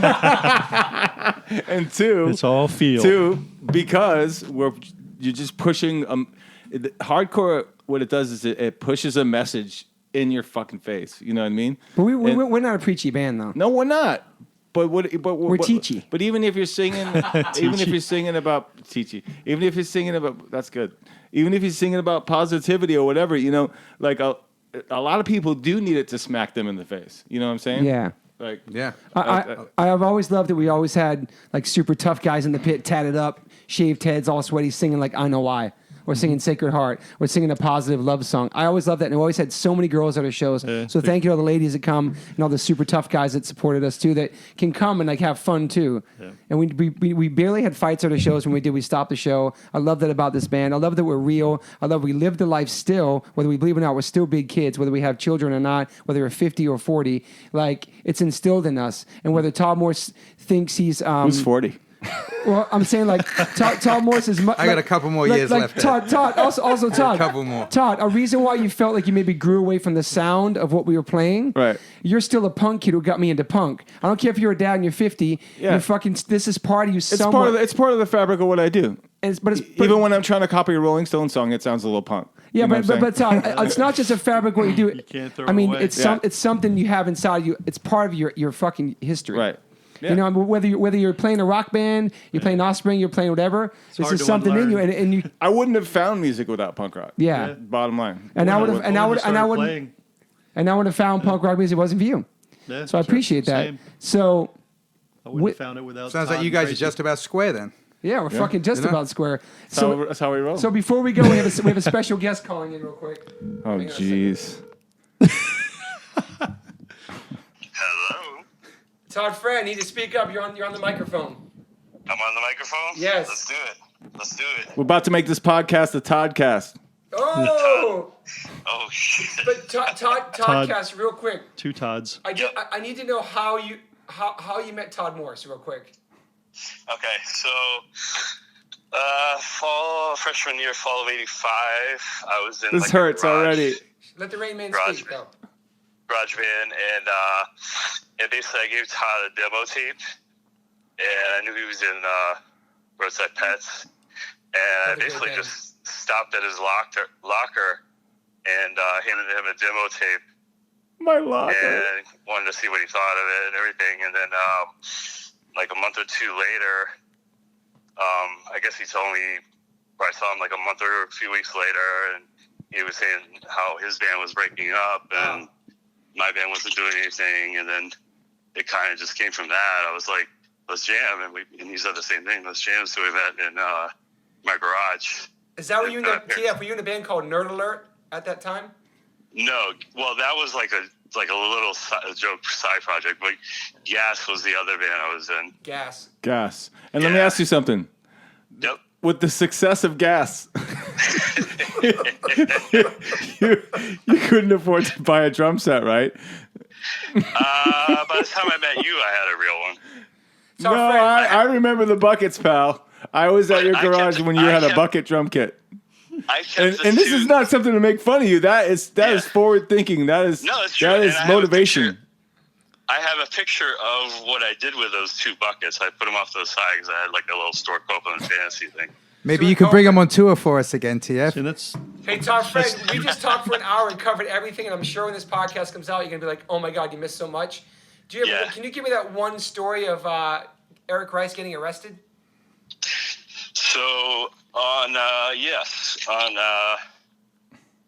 August 20th, 1995. Jesus Christ. This kid's good. He's good. We were playing Toast in Burlington, Vermont with Shelter the night before. We had just played Mount Vernon at Lowdown. Before Adam went to the band, okay. I was in Adam Shelter. was in Shelter at that time. And we were driving through Massachusetts, probably going about 110 miles an hour. Who was driving? Smokey. Okay. Yeah. he was a worse driver I'm than basically me. hiding under the bench seats because I don't want to see what's going on. I'm hiding So under the TF, Yep. let's keep it 100. You still hide under the bench seats now. Sometimes. Okay, go ahead. Well, not like I used to, but. Okay, go ahead. And we get to about halfway through the state, and we get pulled over by a Massachusetts state trooper. And he's like, "Get out of the van with your hands up." We already did this story. One. No, different. This is a different one. Different one. This Okay. is the first. This is the first time. And basically, he makes us all get out separately and walk backward on the side of the road. And he searches the whole van. He finds a little roach, and then Smokey claims it. And then we end up going to basically before the show, going to basically bail him out, and then My memory is shot. I think it was like I don't remember $250 or any of this, $250 or because something I probably like that. hit that road. I was going to say that. Holy shit.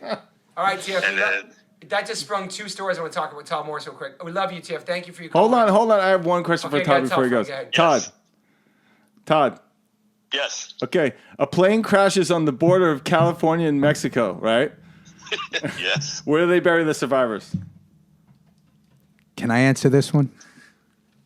I'll let Adam answer that, actually. They don't bury the survivors, TF. They survived. What's that? Hang it up, T. Okay, let's hang up. Okay, listen. So listen, guys. What's that? Okay, this brings me two things. This brings me two stories real quick. No, don't go back. This is about you, Todd. I'm gonna piss my pants. Warp Tour. Warp Tour got first. some good ones. Guys, Warped first Tour- bus at the Canadian here we go. border. Yeah. I want to say two things. So we did many Warp Tours. It was super fun. We did it in a van. We did it in the Winnebago. We did it, split a bus with 7 seconds. Love you, 7 seconds. That was a great tour. We're going to the border. They search the bus. They find a roach in the bus. Todd Morse takes the blunt. Warped Tour, right? Yeah, Todd Morse takes the blame because you're the only one that smokes But weed. it wasn't mine. Because Fishbone had the bus before us. I thought it was the Whalers, but you're right. It was the Whalers. Okay, the it Whalers. was the Sorry, Whalers. Fishbone. because I had a pipe and weed, and I was so paranoid of that stuff. I threw everything out. I never even had any joints or papers or anything. And they find smokeless ashtray they that was find capped off. They find a roach, and I just One took the little blame weed. because I was the only one that smoked weed. So you took the blame. Thank you, Todd, for that. You didn't get arrested or nothing, actually. No. But Be honest. afterwards, I was like, "What the fuck?" And Kevin Lyman told us the Whalers had the bus. Oh shit. Okay, one more Warped Tour. And we were the first bus of 20-something I am buses. honored to get busted for the Whalers week. I though. got a That's talking to on that pretty tour good. for vomiting on 311's back lounge on their Oh, bus. yeah. Oh, you Sure. did? Yeah, I thought it was a dream, and then Kevin Lyman called me to his bus and was like, "You know, what you did last night." I'm like, "Fuck, I think so." And Playing he told me a I puked on game it. called Drink or Be Gone, like a drinking game. You Yeah, also you rough. were wilding out. Shout out Here's to a rule. Rob. Here's a rule. Never play a drinking game with a Scotsman. No. Rough. Not going to end well Hey, for you. Adam, you also stole a bottle of Jägermeister from the Offspring at the Roseland. Oh, I did. You did? I did. He came to the Offspring show, and I gave some Jägermeister backstage. That was recently, though. I had hold on. problems. Next thing I know, Recently? That's next thing not- I know, I see Adam stumbling out of the side door of the Roseland, out in the streets of New York City with the whole bottle of Jägermeister. I woke up on my stairwell that night. I remember. And then, Sorry, bud. It's all right. and then Todd, there's another one too where something that happened in Vegas where somebody gave you guys 2 pills and you guys hallucinated all night. No, it was actually. a I bit- believe. I a believe bag that of we powder. we took the some white powder up our nostrils. I feel like it was And probably crystal. It meth. was crystal meth. Yeah. What? Yeah, It was with bad. Pennywise. Bad type Yeah. shit. It was Yeah. probably crystal meth. Yeah. Yeah. And we were Was up that on for purpose? I remember I had No. a trash can behind my amp. We were opening for Yeah. Pennywise, Yeah. and because I had to puke during the show. well, we snorted it on purpose, but we didn't know that it was crystal It'll meth. keep you up for 3 days. Yeah, And then Todd, you I guys, remember Worst driving- worst decision I ever made. Yeah. That was Oh, yeah. terrible. and guys, you remember when we You broke never down did the it Warp? again. Remember we broke down the Warp Tour and we all split up on different buses. I Oh, was on yeah. the Rancid bus. I was on No Effects bus. I was on the specials bus. You were? I was on the You were on specials Kevin bus. Lyman's bus, Rusty. No, me bus? and Hard Carl had to rent a car. We dropped. Aw, Russ, didn't get no bus bunks? Didn't get no Shout out bus. to Hard Carl from DCW. We buddy. had I to got drop. ride We with dropped the off specials. Who the. were I love the specials. So I was at Rancid, you Yeah. with the specials, and you with No No Effects, and Effects. you drove a car? We rented a vehicle. We dropped off the Winnebago in the middle of the desert near the Boulder or Denver airport and said, "Here's the keys are on the wheel. This is what exit. You can pick up your piece of shit Winnebago," because it broke down like 5 times on us. I remember. Yeah. We've And- also had some buses break down, or buses, and no, not really. I'm gonna let Adam take this question. Yeah, take the question. What's the question you got? What is it? I'm just repeating. Oh, yeah. I think we covered a lot of H2O stuff. We though. got. They could be a part 2 down the line, but this is a pretty good Anything start. else we forgot to cover for the people start. We listening? covered a lot. Oh my man. gosh, That's a lot of stuff. Yeah. I think that was a good I would've definitely mile tuned high out view already. of the band so far, of our career so far. I think definitely one of the early memorable ones, the Hurricane in Yeah, I told talk to that one. That was great. North Murphy's Carolina. Law was a crazy tour, man. Or- That was a great tour. yeah. I think that's about it, man. Anything else crazy we did? That was. A lot. Just a. A lot of it gets lost in the. Yeah. Next year is 25 years, which is fucking crazy, man. So we'll definitely be getting out and doing some stuff. and 20 years of FTTW next year. So we're Wow. going to have a multiple anniversary party. Todd Morse will be playing with us, hopefully. Todd Morse, Hopefully. too. A couple shows if we can. Let's get the timing right. Yeah. So I guess that's it, guys. I really appreciate you guys being on here. Yeah. I asked the question to Rusty. I got his answer. I got Todd Morse's answer. Adam Blake, Uh-oh. what is it now to get you through your day and keeps you positive in this fucked up world? Oh, my gosh. You're a trainer. am. If you haven't seen Adam lately, he's 45. He looks like he's fucking 30, maybe 25. He's a trainer. He's fucking built like the guy who fought Rocky. What's the guy who Drago. fought? Drago. Ivan Looks Drago. like Drago. What gets me through the day? Now, what gets you through with this everything going on right now? Like, what keeps you positive? I know exercise is a big thing Yeah, for you. I just think, honestly, I think I'm just naturally like a positive guy. Like, there's not one thing that I do. Like, I wake up and I'm usually, my default mode is pretty happy. But if you don't exercise or have coffee, will you bummed? if I can't move my body, Yeah. whether it's exercise or not, which is why sometimes tour is rough for me. Like if I Yeah, I have know. to, if it's like I'm stuck on a plane all day, You're a big dude. I'm kind of a dick. Yeah. You know what I mean? But like if I can walk and get some nature in me, then I'm usually pretty good. I'm better Yeah. if I move too. That helps Yeah. a lot. Yeah. Do you feel like because we do kind of what we want for a living and we don't have a boss really, we don't go to a 9 to 5, that's also part of being positive because you get to do what you love? Do you think that's part of it too? Besides being healthy and exercise, if we work in some shitty shit we hated right now, might be some miserable pricks. It's true. You know what I mean? I think Like, I think it's about balance. Yeah. Like if we were on tour, I love being on tour, but if you put me on tour for 8 months straight, I'm gonna Hate hate it. life. You know what I mean? Yeah.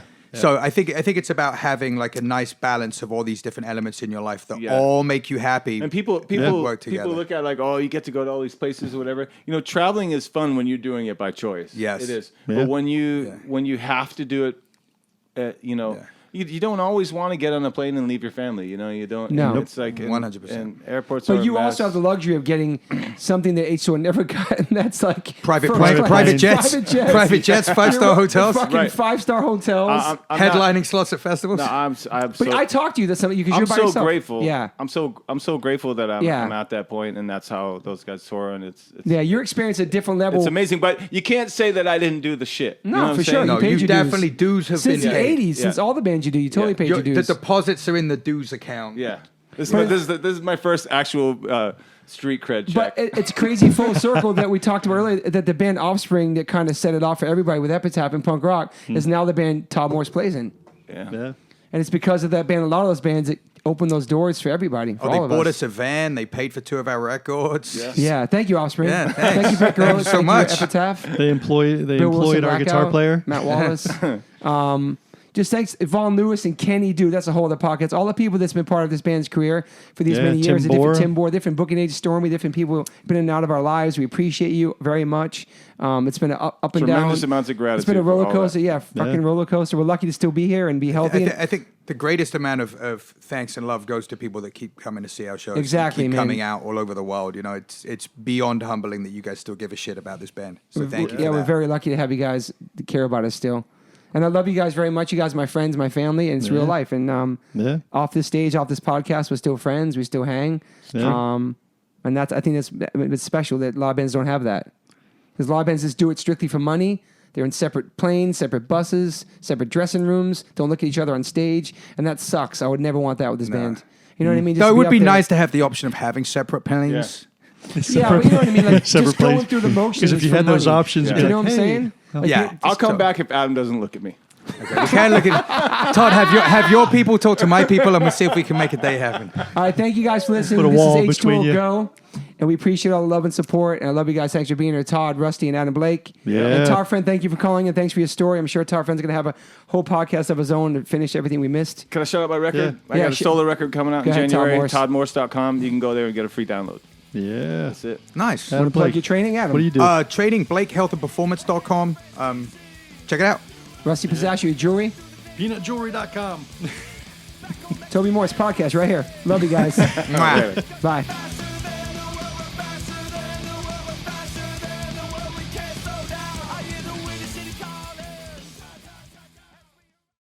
Hey, thanks for listening, guys. That was an amazing episode. We covered a lot of ground. I actually wanted to get Todd Friend and Adam on the phone, too, and discuss with them their lives before they met us and before they joined H2O. Hope you guys enjoy. All right, Adam Blake. So on this episode today with H2O, we didn't get to touch too much on you before we met you. Like I did that with Rusty, and I want to get you on the phone again and just talk to Adam Blake about growing up in Hounslow before we actually got into punk. And like, how were you in school? Did you love school? Did you play sports? Were your parents strict? Was there pressure for your grades, etc.?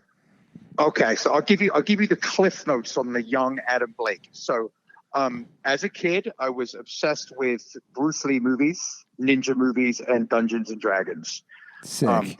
In answer to your sport question, I competed in kickboxing as a kid. I had a bunch of fights. Won some, lost some, and thoroughly enjoyed myself. And then when I went to school, I was actually a pretty smart kid. Like I was doing really good in academics. I was in the top sets for everything. Wow. And through my love of Dungeons and Dragons, I became friends with all the heavy metal kids in school. And I thought they were dirtbags because they had long hair and leather jackets and jean jackets. And I was like this, I had my school uniform and was doing really good in classes. And they kept trying to convince me to listen to the music they listened to. And I thought it was just noise because they were leading with Slayer and Metallica and things like that. And then one day, one of them lent me a Dio cassette, and it was the Lost in Line album. And I literally remember it to this day. I remember laying in bed at night, putting on my Walkman, my big ass Walkman, putting on my foamy headphones and pressing play. And track one played, and it just made me feel something that I'd never felt before. And I rewound it, and I listened to track one again. I rewound it, listened to track one again. And then I played, finally made it through the whole record. And I went back in and I was like, yo, bro, you got any more of that shit? Give me more of that shit. I was like a drug addict. And it gave me He gave me Live After Death, which is an Iron Maiden live album. Same thing in my bed at night by myself, lights off, in the dark, foamy headphones on. That record changed my life. That record, I went to bed, wanting to do one thing with my life, and then I woke up the next morning transformed, and I was like, I'm gonna rock. That's what I'm gonna do. I'm gonna rock. Didn't you also do nunchucks too? Yeah. So rewind. When I was doing so during the kickboxing, I also competed in nunchuck, which is a weird idea. Yeah. Because if you know what nunchucks are, you don't understand how you can compete. So there were two ways you could compete. You could do what was called freestyle, which is where you would stand up in front of a group of judges. You would like flail them around and change hands. It was kind of like juggling with nunchucks. Yeah. And then there was also a fighting aspect where you had these foam nunchucks and you would get in the ring. These grown-ups would put children in a ring and make us beat each other up with nunchucks. Damn. And they were foam nunchucks. And I actually ended up winning the British National Nunchuck Championship in combat. Yeah. And then coming in second at freestyle. So I was a national nunchuck champion, and I can still swing them like a badass to this day. How old were you then? Gosh, I think I was 14, maybe 13 or 14.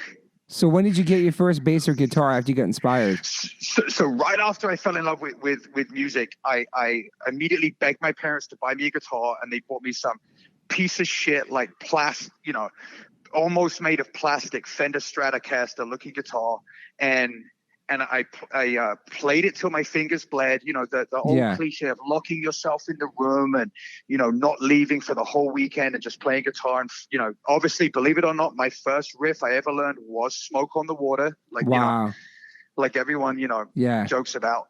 And then Steve Harris was my favorite member of Iron Maiden. I thought he was the coolest one. But I didn't know there was a difference between bass and guitar. Yeah. And then one day I'm like, wait, he only has 4 strings. I have 6. Yeah. What's the difference? And then I learned the difference. And then I switched my guitar out, got a bass. And then, I became, that kind of became my thing. And then fast forward a few years, I went to music school. Yeah. To study electric bass for a year full time. And that was after you graduated? That was right after the English equivalent of high school. Yeah. Yeah. So it's, I took my shit seriously, man. Like when I told myself I was going to, do music for a living, that was it. That was all I really wanted to do. Like it was that, or just be like a giant, like a loser, drunk or something. So didn't you, 2 things I found interesting. One is that you went to school about music, and I found out the other day that Matt Henderson went to Berklee College in Boston to study music too. It's pretty awesome. Yes, it is. Didn't your teachers say that? Did you tell your teacher you're going to go to America and be in the band? They didn't believe it? Yes. So when I was 15, I had a meeting with a high school guidance counselor, the English equivalent, and they asked me, what do you want to do with your life? And I told them I was going to move to New York City. I was going to move to America and join a heavy metal band, which I would say I kind of got it done. Yeah. I mean, I wouldn't say it was a metal band, but it was damn close. Yeah. So that's really always been interesting to me, that I wanted something so bad, and it seemed almost so ridiculous, because when I told my teacher that, I'd probably been playing guitar for maybe a year, and I kind of sucked. And I'd never even met an actual real American person. Wow, but that's fucking crazy. I'm going to move to America and join a band. And then, for whatever reason, whether it's, manifesting your desire, or, just if you want something bad enough, the universe will meet you halfway. 100%. But obviously it all worked out, and I was able to do that. Yeah, and was it true? It's true that your neighbor was Elvis Costello? Yeah, so as a child, and I'm talking probably in the 8 to 12-year-old range, Elvis Costello was my next door neighbor. And this is when he was still kind of, becoming famous. He was a musician. We would see him walking around with his guitar case. Damn. And to my shame, my young friends and I, being brutal little kids, used to heckle him when we see him walk past about the fact that he wore glasses. Damn. I've always hoped that we'll end up sharing a festival bill with him, and I'll actually be able to go up and, tell him that I was one of those little brats that used to yell at him when he went to his car. And see what he says. I would love that. So he wasn't like famous at the time. He was just starting, huh? Yeah, he was just getting famous. Yeah. And that's a dude like that dude stands out in a crowd. You know what I Yeah. mean? Those big ass glasses and the way he looks. Yeah. So he was definitely starting to become somebody in music. So did you start playing any music with any local bands before you ended up going to America, or was it straight America first? So I joined a like local grindcore band called Scalp Lock, which was Sick. they actually ended up putting out records, which after I was in the band, which was crazy. Super blast beat, super fast and aggressive, down tuned. Good times, but you know, my heart was always in something a little bit more, you know, punk / metalish. Yeah. Than that. So how did you go from listening to metal stuff to finding hardcore as just a kid in Hounslow? So one of my friends, we were like little drunks. One of my friends showed up one day at a house we were hanging out at, and he had Gorilla Biscuits Start Today. Wow. And he put that record on, and it reminded me of the same way I felt when I first heard Dio and Maiden. Like, Yeah. there's just such a positive vibe to that record. Like, Totally. they captured something so magical on those tracks, and like Yeah. it just hit me so deep, and I was like, this is amazing. And then obviously from there we did the whole, you know, thing about looking at the thanks list and what t-shirts are the band guys wearing, so we know the next cool band to check out. And then Yeah. you become like a treasure hunter or an archaeologist looking for the next band that's awesome. And you know, and if a record came out with an R on it, I was buying it. After Revelation. that. Yeah, that was crazy. Yeah. Anything Revelation put out, I was like, give me that. I'm into it, you know? So, and then I became, you know, then obviously I started paying attention to the lyrics a little bit more, and it really opened my mind to, you know, that there was more to music than just singing about Satan. Yeah. And really kind of, you know, put some ideas in my head that I really think influenced the person that I turned into, you know, all these years later. Yeah. Did your goal then was not to join American metal band, but you wanted to be in a hardcore band at that? Yeah. At that point, I think I still wanted to rock. Yeah. But I definitely wanted to do more, something more positive. But what's really interesting is when I heard Shelter, like that same feeling of like, this, I want to be a part of this, like, because of the lyrical content of that band, like at that point in my life was hugely impactful to me. I mean, you're talking about topics like, you know, you're not just your body, that you have a soul and you're part of this greater thing. And I wanted to be a part of that so bad.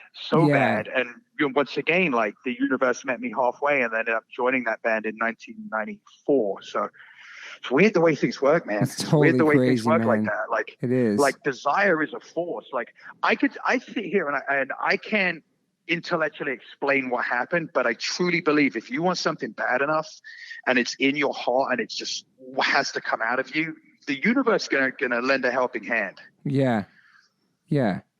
It's crazy. You put that out there into the put that juju out there. Yeah, I and put it out there, and then, you know, then obviously I ended up joining Shelter, which was, you know, an incredible moment for me. Yeah. Changed everything. So we talked a little bit about it on the H2O interview, but obviously you've been sober now for how many years?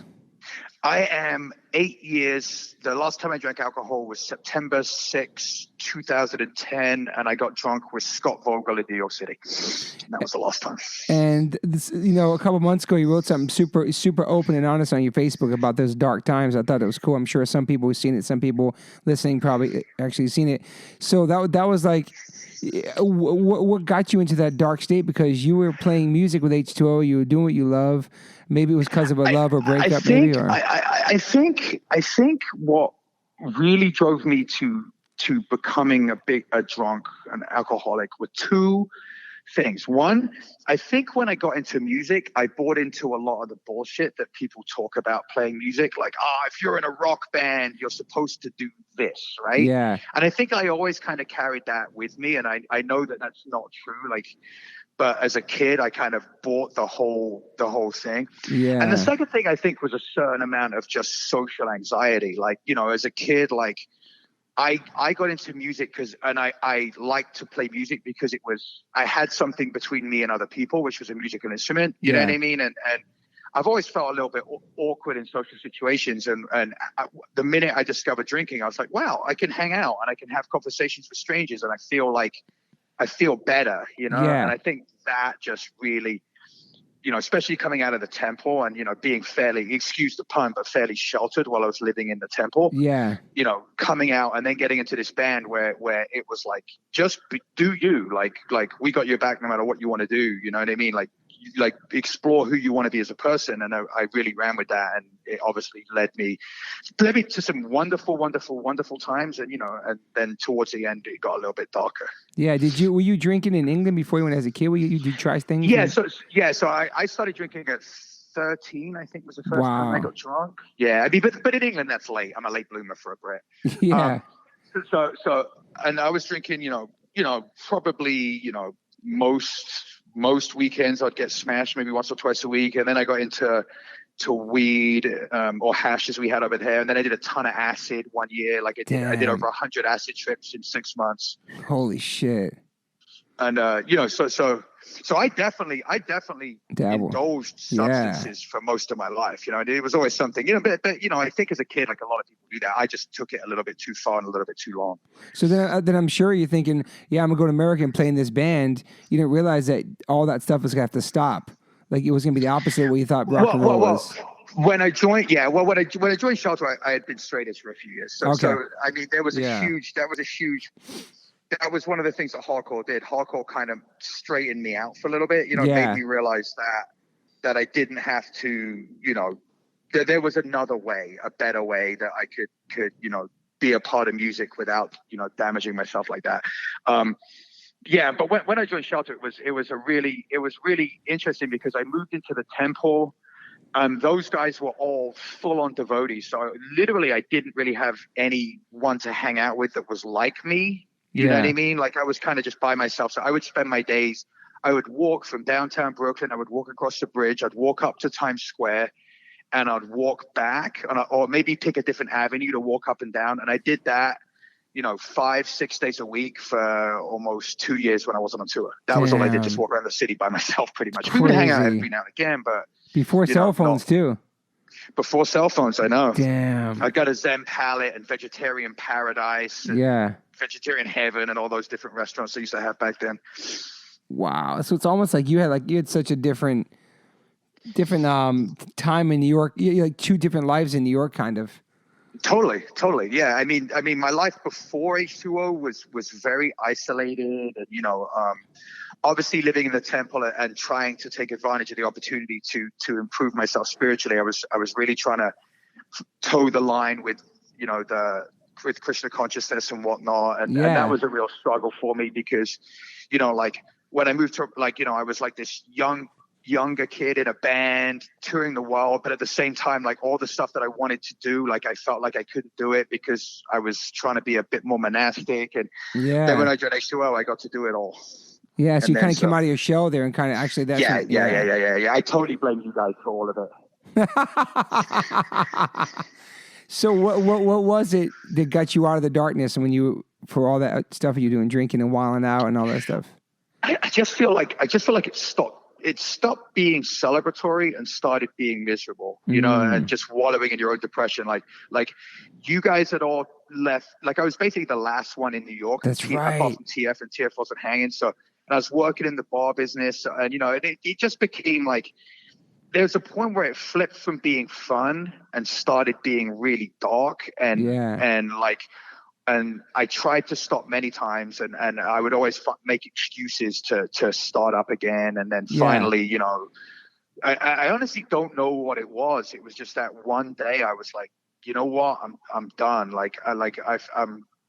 I'm just at the bottom. Like life can't. I feel so empty and just there's nothing in here anymore. And I need to like clear myself out. And then I decided I would move to California to you know, kind of restart. And then I came out here and you know, lived in Mia Moon on Detroit Street. Yeah.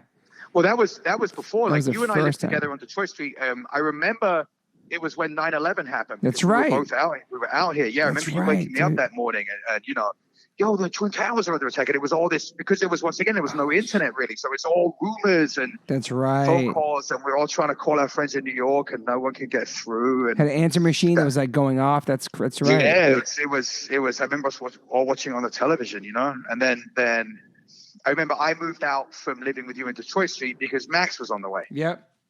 Yeah, and it was like, you know, that was obviously you guys were becoming a family at that point. So I moved back to New York then. That's crazy. And your girl was out here too. I remember she came out for a little bit. That's yeah, right. she came out here. Yeah, it's crazy times, man. So I know you discussed it somewhere before, but not obviously not really into detail. But you the P&H thing you got. Yeah, so I got. We were on tour in Europe, and I started pissing blood. And this is a classic drunk thing. I started looking for everything to blame other than alcohol. I remember telling myself it was because I ate peanuts, and they must have cut up my insides. Right? That's the kind of lies you tell yourself. Yeah. Yeah, and I came back to New York City, and I just kept peeing blood, and I went to see a hematologist, and they ran a bunch of tests, they did a bone marrow biopsy, and they told me I have a really rare genetic disorder called paroxysmal nocturnal hemoglobinuria, or PNH for short. Yeah. And basically what it means is my white blood cells attack my red blood cells, break them down, and I pee them out. And I have the episodic version, which means if I take care of myself, it doesn't tend to happen much. Yeah. If I abuse my body, then it happens a lot more. And some of the attacks have been real mild. Most of them are mild, thankfully. But when it's severe, it fucks me up. I remember you in the hospital, dude. We played the I shows. was spending 8 days in Beth Israel Hospital getting blood transfusions and stuff. Damn. I had to miss a tour with you guys. It's that was like so hard for me, you know, like knowing you guys were on the road without me really bummed me out. And you kept saying you wanted to come. You really wanted to do it too. I did. Know. Like they told me if I'd have got on the plane to California, this is weird to say, but I probably wouldn't have come back. It's insane. So dude. yeah, they're like, if you had gone and hadn't come to see us, you would have died. Which is heavy to hear. Yeah, you know, it's heavy man. to say now. Yeah. I've seen your piss blood. It's fucking crazy, man. Yeah. It's wild. So anyway, yeah. So I still have PNH. I will have it for the rest of my life. I just have to, you know, not be a jackass and take care of myself and you know. It just came out of nowhere though. Yeah, it's genetic. So it's just something in my genetic code is a little bit different. Like I didn't catch it. I can't give it to anyone else. It's just, you know, there's a glitch in my matrix and it's PNH. Yeah. It's really rare. The treatment is a drug called Soliris, which is the world's most expensive drug. So that's out for me. So I just try and take care of myself and, you know, keep a positive attitude and, you know, hope that the universe is willing to meet me halfway again and not let it turn into anything worse. Yeah. And now you've been a trainer for many, many years. I think you're in the best shape of your life. You read definitely. so much, you know so much about nutrition and what you put in your body, and you totally turned your life around from being like a crazy raging alcoholic to like now it's the most healthiest point of your life at your age. It's pretty amazing, man. Well, I feel like if you're gonna do something, whether it's good or bad, go all in. You know? Yeah, you've always been like that, I think. Yeah, I've always been like that. I've always been 100% in or 100% out. So now how the training that you do every day, you train tons of people. You like, it's like a full-time thing for you that you I'm a full-time fitness professional in Orange County, California. Yeah. And I work with all kinds of people. I tend to do well with older folks. I love training, you know, 60s and 70-year-olds because I can literally change their life in massive ways, and you know, and regular people that want to lose a few pounds and look a little better too. I'm good at all that stuff. I kind of do it all. Yeah, so that's super important to you too, and also with the PNH, I'm sure everything helps balance each other. Yes, absolutely. You got to have, you know, you got to. I realize now the importance of doing positive things with your time on this planet, whatever that is, and I consider training and the band to be two halves of one kind of trying to make this world a little bit of a better place mission. Yeah, you do a good job at it too. I appreciate that. And, thanks, my brother. Thank you. And as far as your head, as far as being sober now, that's not a challenge anymore. Like that's such in your past that you don't think about it no more. Yeah, right? I don't think about drinking at all anymore. Like I can hang out with drunks, I could buy people drinks, and it's totally fine. You know? Yeah, it just seems There's like never you been. got caught up in that crazy, like, dark New York bartender, like bar life, like late nights New Well, York, all that. Yeah, it was like a perfect storm because I would go on tour, and I remember on our rider, I had a bottle of Absolute vodka That's right. every night, and I would make sure that damn thing got finished. You know, after the show every night, I'd get blitz drunk, and then I'd come home and I'd be working at a bar where, guess what, I would get blitz drunk every night. So it just turned into like this constant every single night, like just getting smashed. It's for crazy, years. man. It's Yeah, for crazy. years. Yeah, it's wild. And it sucks because you say you were there by yourself and nobody's there like to look out for you. Kind of, we were over here and then Todd's in Jersey and like you were just doing your thing. Like it was. Yeah, totally. Like I always felt like you know, like I was just like just caught up on this crazy train and I couldn't, you know, really get off it because everyone I knew and all my friends in New York now were essentially drinkers and partiers. And I would just hang out with one group of partiers one night. The next night I would go hang out with the next. The next I would go hang out with the next. The next I would go hang out with the next. Yeah. So I was like the guy everybody got drunk with. You know what I mean? Yeah. So on their nights off, I was still out. So crazy. Fuck. And now you have a beautiful wife and a wonderful life in California, and I have little to complain about. yeah, man, Yeah, I'm you happy. you came a I'm long happy. way, man. Yeah, man. I want to take a little credit for your wife, Juliet. Dude, I because- think you should. You introduced me to my wife, you know? So Adam, I predicted that we would get married. I which know. is I kind think of I think you were in New York, and I met her when she was working for Zico out here, and I remember having lunch with her. I just Yep, and loving you her vibe. called me. Yeah, and I told her about you, and I was just hit you up. I said, dude, I have a friend named Juliet. I swear to God, you love this girl. I bet you marry her or something like that. And Yes, you did. You said I met the girl. I remember. I was walking. I was on 30th Street. I remember because I was taking acting lessons at the time. Oh, that's right. You took acting lessons. That's yeah, right. I went to school. I went to an acting conservatory for 2 years. While all That's this was going right, on. dude. And That's awesome. yeah, trained with William Esper, who actually just passed away. Who was Oh, Sam wow. Rockwell's teacher, Kathy Bates' teacher. Oh, shit, Jeff that's Goldblum. crazy. A lot of really good alumni came from there. Yeah. But I remember I was outside the school when and you called me and you said, I just met the girl you're going to marry. And I was like, what? and then That's crazy. And then fuck me if it didn't happen. Oh, So- are we allowed to swear? Yeah, What was and then you came out to Cali not too long after. And you guys, I think, right? You came out yeah, after we that. I actually ended up meeting her outside of the Roxy when we did the One Life, One Chance benefit Yes, show. that's right, dude. And then I just went up and spoke to her. I kind of realized that she was probably the girl you've been telling me about. And then, you know, I stalked her on the internet, and we became internet chat buddies. And then she picked me up from the airport at the end of one of our tours, and we've been together ever since. It's fucking crazy. How many years now? Yeah, we are 8 years. 8 years. That's So May amazing, Adam, 13th. dude. Yeah, it's the day she picked me up. It's And I got to crazy. be the best man at your wedding. That was such a great moment. I was so nervous. I had my long speech. That was so fucking fun, man. Well, you had to be best man. I you know. Thank you, bro. You did. You had That no was choice. amazing. Yeah, So that's beautiful. so here we are 25 years later in the band, and we're still playing music, and we have these lives that we get to be at home with our families and then go play music and come back. I think we're very lucky. We set something up really nice for ourselves, and the fact that people still care and come see us play makes it even better. You know what I mean? Like, Yeah, it's still to this day. It's pretty amazing that people still come out and they still love our band. Like that never gets old. You know, they give us a gift and a life that, thank you. We can never say enough thank yous for. Totally. It's amazing, man. And for, me and you talk like every day, like one of my best friends, and Dude, absolutely. it's amazing. So when we're off tour, we're still in touch with each other, trying to see each other. Even though you're like 40 minutes away, we try. Yeah. But it's awesome. Yeah, man. We have done well for ourselves. You know, for a band that I remember getting in the Blackout band. You know what I mean? And not to be cheesy, but it really was like a 5-year plan. Like, we're probably all going to end up. Who knows what's going to happen? And It's then, like, true. here we are, like literally 25 years later, and we're still fortunate enough to go out and do this. It's crazy, dude. Pretty breathtaking, actually. You know, We're still very- rocking. We're very lucky, man. But thank you, We are. thank you for sharing those times with us and no worries, being my brother. open. And I love you. And I'll speak to you soon, bro. Thanks for your time Love you today. too, my man. All right, All brother. right, Bye. Bye. What's up, TF? How are you? Welcome to the podcast. Thank you. Thank you for having me. I had Shauna on here today. We're finishing up like the Maryland part of the chapter of my life with Rusty was on there too. And we talked about the Hodads today. Where did that name come from? So So that was March of '86.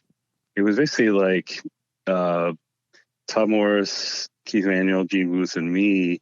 It was like an early project of Outcrowd. It was like basically it was like a poser surfer, basically. Yeah, that's what who figured out what that name meant and who we didn't have Google back then. How'd you guys know what that? I know. It's weird. I think Todd came up with it. Okay. And we basically like all of us were kind of like, it was like our first. Well, Todd was in Rosette Pats, but Sorry, go ahead.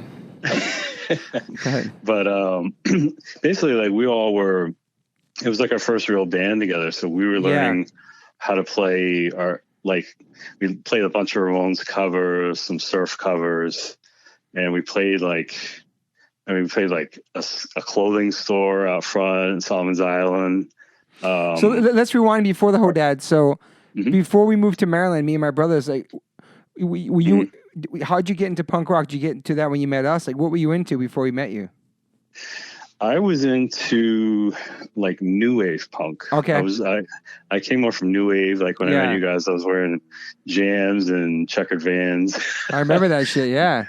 OC, stuff like that. Commander Salamander, Georgetown. So you hadn't heard you hadn't really heard any punk rock yet. I kind of had like Ronnie Strickland was the first one to give me like Suicidal. The Kennedys. Yeah, but I think Ronnie got that through us though, because we moved there. There was nobody listening to punk rock and moved to that town. Yep. We were like we were the new aliens on the block. Yeah. So and basically through that. Yeah. You met Todd Morse first, right? I met Todd Morse like fall of '85. Like Roadside Pets had just played in a barn. And, we talked about the barn bash. Yes, we did. Yep. Yes. Yeah. And for some reason, I couldn't go. I was like 14. I just turned 14 or that summer. And I remember you had like spikes, like really high spikes. Liberty spikes, yeah. Liberty spikes, yep. And I remember seeing you guys in high school. You were talking about it. I think you guys maybe even had like a Polaroid from the barn show or something like that. Yeah, and I was like, wow, this is cool. This is like really like, I was really curious and interested in it. And had you been to a live concert yet? No. Okay. No. My first show with you guys was, well, outside of Hodad's and Outcrowd, but the first show that I went to was Government Issue, Black Record Maybe at Marble Bar. And that's where I met Joe Crunch and Lenton, Paul Insane from Go Insane. Yeah. And then we started playing there like soon after, like not even a month after that. We played there with the Dead Milkmen. You played there with Midlife Crisis, Rusty's Band Before Images. Did you want to be a musician at that point, or you just loved the music? Yeah. Oh yeah. Yeah. I knew. When did you start playing drums? I got my first set Christmas of 1980. What kind of kit was it? Like a Mickey Mouse kit? What was it? Yeah, it was like a small, and then I ended up taking remnants of that kit into an early Odes kit. Wow. Into an early Odes kit. And that's where like Todd in the H2O episode talks to me about that. Yeah. Where it was like bucket. It was basically like buckets, and I put it off to the side because I saw a picture of Stuart Copeland from the Police. My middle name is Stuart. So I was like, oh, that's cool. Like I want to flip my name around. I want to flip my name to Stuart Todd for a little bit. That's amazing. So I was like, you're not changing your middle name. What did your parents think about you playing music? They thought it was awesome.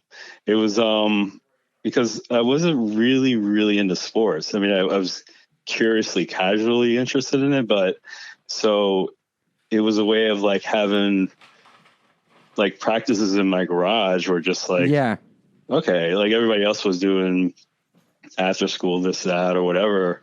And it's how it would always be to me, like, okay, what time are you home from school? Like 4 or 3, whatever. And then we would just play till like sundown or 7 p.m. until like neighbors would start complaining. And then I remember like just people would come, we would have practice. I mean, we didn't have cell phones back then, but we would have practice, and like it became like a hangout. Like you would come, or Mike Eli, Mike Bailey, Mike Eli. And you guys lived on the water too, so we go run and stage dive off the back of your pier. We'd have, we'd have. I remember listening to Eye Against Eye out there. We had a boombox, and we'd be like diving into off the pier in your mom's backyard. It was practice for the real shows. So, and I had a dog named Toby too. That's right. Time. I remember that. So, how was your Were you had good grades in school? No. Did you hate school? I liked it for the friends and the hangouts. Yeah, but you graduated though. Barely. Yeah, and I have a picture I want to send you too. You came to my house for my high school graduation party. Oh, wow. And I have a picture of my mom giving us cake for my party. Oh, that's amazing. And then me and you and the Wheel brothers, Mark and Joe Wheel, we took off for Virginia Beach the next morning, like super early. And we went to Virginia Beach for like a week. Who did? Me, you, Joe, and Mark Wheel. I did? How old was I? You were, so I would have been summer of 89 or early summer of 89, like 18. You had to be 19. So where did we go? What did we do there? We stayed at a Holiday Inn about a block from the beach. What? Really? Yeah. Yep. Wow. Yep. So went swimming every day and hung out? Swimming every day, hang out. Yep. Wow. I don't understand what we did. We didn't go to Thrashmore outside of Virginia, that skate ramp. Yeah, we didn't do that. We didn't do that, but we hung out on the beach. I mean, we were there for at least 5 days to a week. That's amazing. Yeah. Quiet, please. And then, these guys are being loud in the background. And then our crowd that summer, we were doing like East Coast runs up to Newport, DC, stuff like that. We were going up and down. Did you go to college too, or no? Before that, we all moved. Our crowd moved into the summer of 1990, and me and you started working at Roadrunner that Monday. Like we moved on a Saturday, and Vinny Lou, I remember, was telling me and you to come in and work. So then I probably went to school for like part-time for like 2 years. I took like a bunch of music classes and stuff. How many years did you work at Roadrunner for, me and you? 4. I was there 4, but you did 2 years there, and then started roadieing for sick of it all. Maybe you started touring. Yep. Yeah. And then I worked. I remember you would call me you asked me if I wanted to go on the road, and then Jerry ended up going on the Biohazard Sick of It All tour. Oh yeah. Then also when I worked at Concrete Marketing too with Lou and Pete. That was awesome. Yeah. Just smash shit out the windows and shit. That's crazy, TF. So, I wonder what the life would be like if we had not even met you. We talked about that today. Like, we went to Maryland kicking and screaming, but then we met you, and you met Todd Morse, and here we are now. It's crazy. I know. Yeah, it's interesting thinking about it. Like, it's, 30... I remember I started going... So, like, you were a year ahead of me, and Todd was like 4.5 years ahead of me. Yeah. And I would go over to your house after school, and we would just listen to music, jump around your room, stage dive off the bed. and then I still have, my mother still has it. You did like this artwork on a cassette holder that I had. She still has it? Really? Yeah, I saw it when I was down on Thanksgiving. Yep. What was the artwork of? What was it? You did like a bunch of all the bands, Circle Jerks. No way. I need to see that. That's awesome. I got to get that next time I go down. Okay. Yeah. Holy shit. Yeah. They still have it. So we got to go. We started going to all the shows in DC, all the shows. It was awesome. Yeah. That was, I saw, let me see. There was something I saw recently. We went to, I saw the flyer from, the Marble Bar, Black Market Baby government issue. And then the flyer, I saw something recently where it was Out Crowd and Midlife Crisis, pre-images of Ferrusty. And then below that was the Henry Rollins first solo tour with Token Entry Open. And that's where you met Timmy Chunks. And a lot changed there too. Yeah, man. I was just off the phone with Timmy Chunks right now. I just awesome. Talked to him about me moving to New York, and that changed my life, and me leaving Maryland and just going there by myself, really no direction, what I wanted to do. I just wanted to be part of that scene because I love the New York scene so much. But I feel like what I talked about with Shauna and Rusty today was like we got to meet you and Shauna out there. We came there and we made we changed it to make it fun. Like it wasn't the funnest Yeah. place, but we brought the skateboarding and the music and the barn shows and just all of us hanging out. We built like a community there, you know? Totally. Like we would play anybody was having a party. It was like, all right, you need want to play? All right, cool. You know, it was that kind of like. Yeah. Did you? vibe. What was your life like before we met you? Like, were you wanted to do music? Were you like? Did you feel like you were only a person into new wave at the school at the time, or?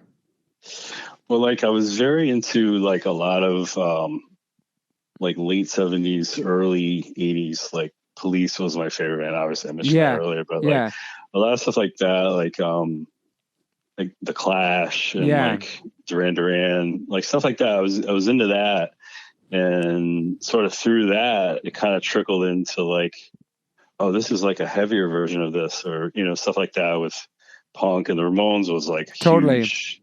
The Ramones changed my life. Ramones was your shit. It changed my life. Yeah, totally. Like the first time I heard like their first album, I was in like Gene Booth's car, and I was just like, oh wow, okay. Their songs are like heavy, but also really catchy, melodic. Yeah, great melodies, man. Yeah, like in early 90s, we had like, I mean, we did like an East Coast tour with them, which was like you've been out crowd. Yeah, it was huge. That was a dream come true. Yeah. Like I was only like 21 at the time, and like I have some crazy stories about that. I don't know if I want to share. About what being on that tour, you mean? Yeah. So like, I mean, being that I was so young, we played the Chance in Poughkeepsie, and we were like, I mean, we were on blackout at the time, and just kind of we were just stoked. We were just stoked to be on that show. Like I think we did like 6 shows with them or something. And these guys were like my idols. Like, I mean, I had posters on the wall, everything. Yeah.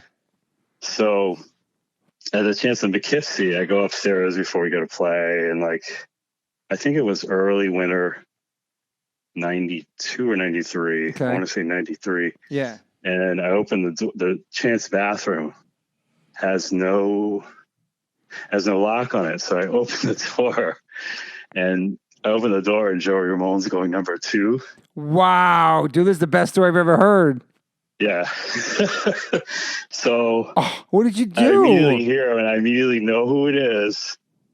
And the 21-year-old in me is like, oh my God, we're going to get kicked off these shows. Like, I go into a free panic. Like, I'm so nervous. Like, I don't even want to tell Gene or Todd or anybody. Holy shit. So did he say like, I'm in here or anything? Nothing? Yes. Wow. And I immediately run down the stairs thinking, oh my God, we're going to get kicked off these shows. Did he see you? You think he saw you? I don't think so, but that's an amazing story, dude. The 21-year-old in me was like, all right, we're kicked off these shows. Like the drummer of stuff. Wow, that's fucking crazy. Were they cool with you guys on that tour though? They were super cool. Yeah. They were offering us pizza. Like pizza? I want some. Wow. And but yeah, that was like a crazy. I remember that because we had like 5 or 6 more shows, or 5 more shows after that. We had like Jersey Shore. We did City Gardens with them. We did that place in Danbury, Connecticut. I forgot what it's called. I know what it is. I forgot his name. I'm looking at it right now. We play there too with that H2O. We play there for Shelter.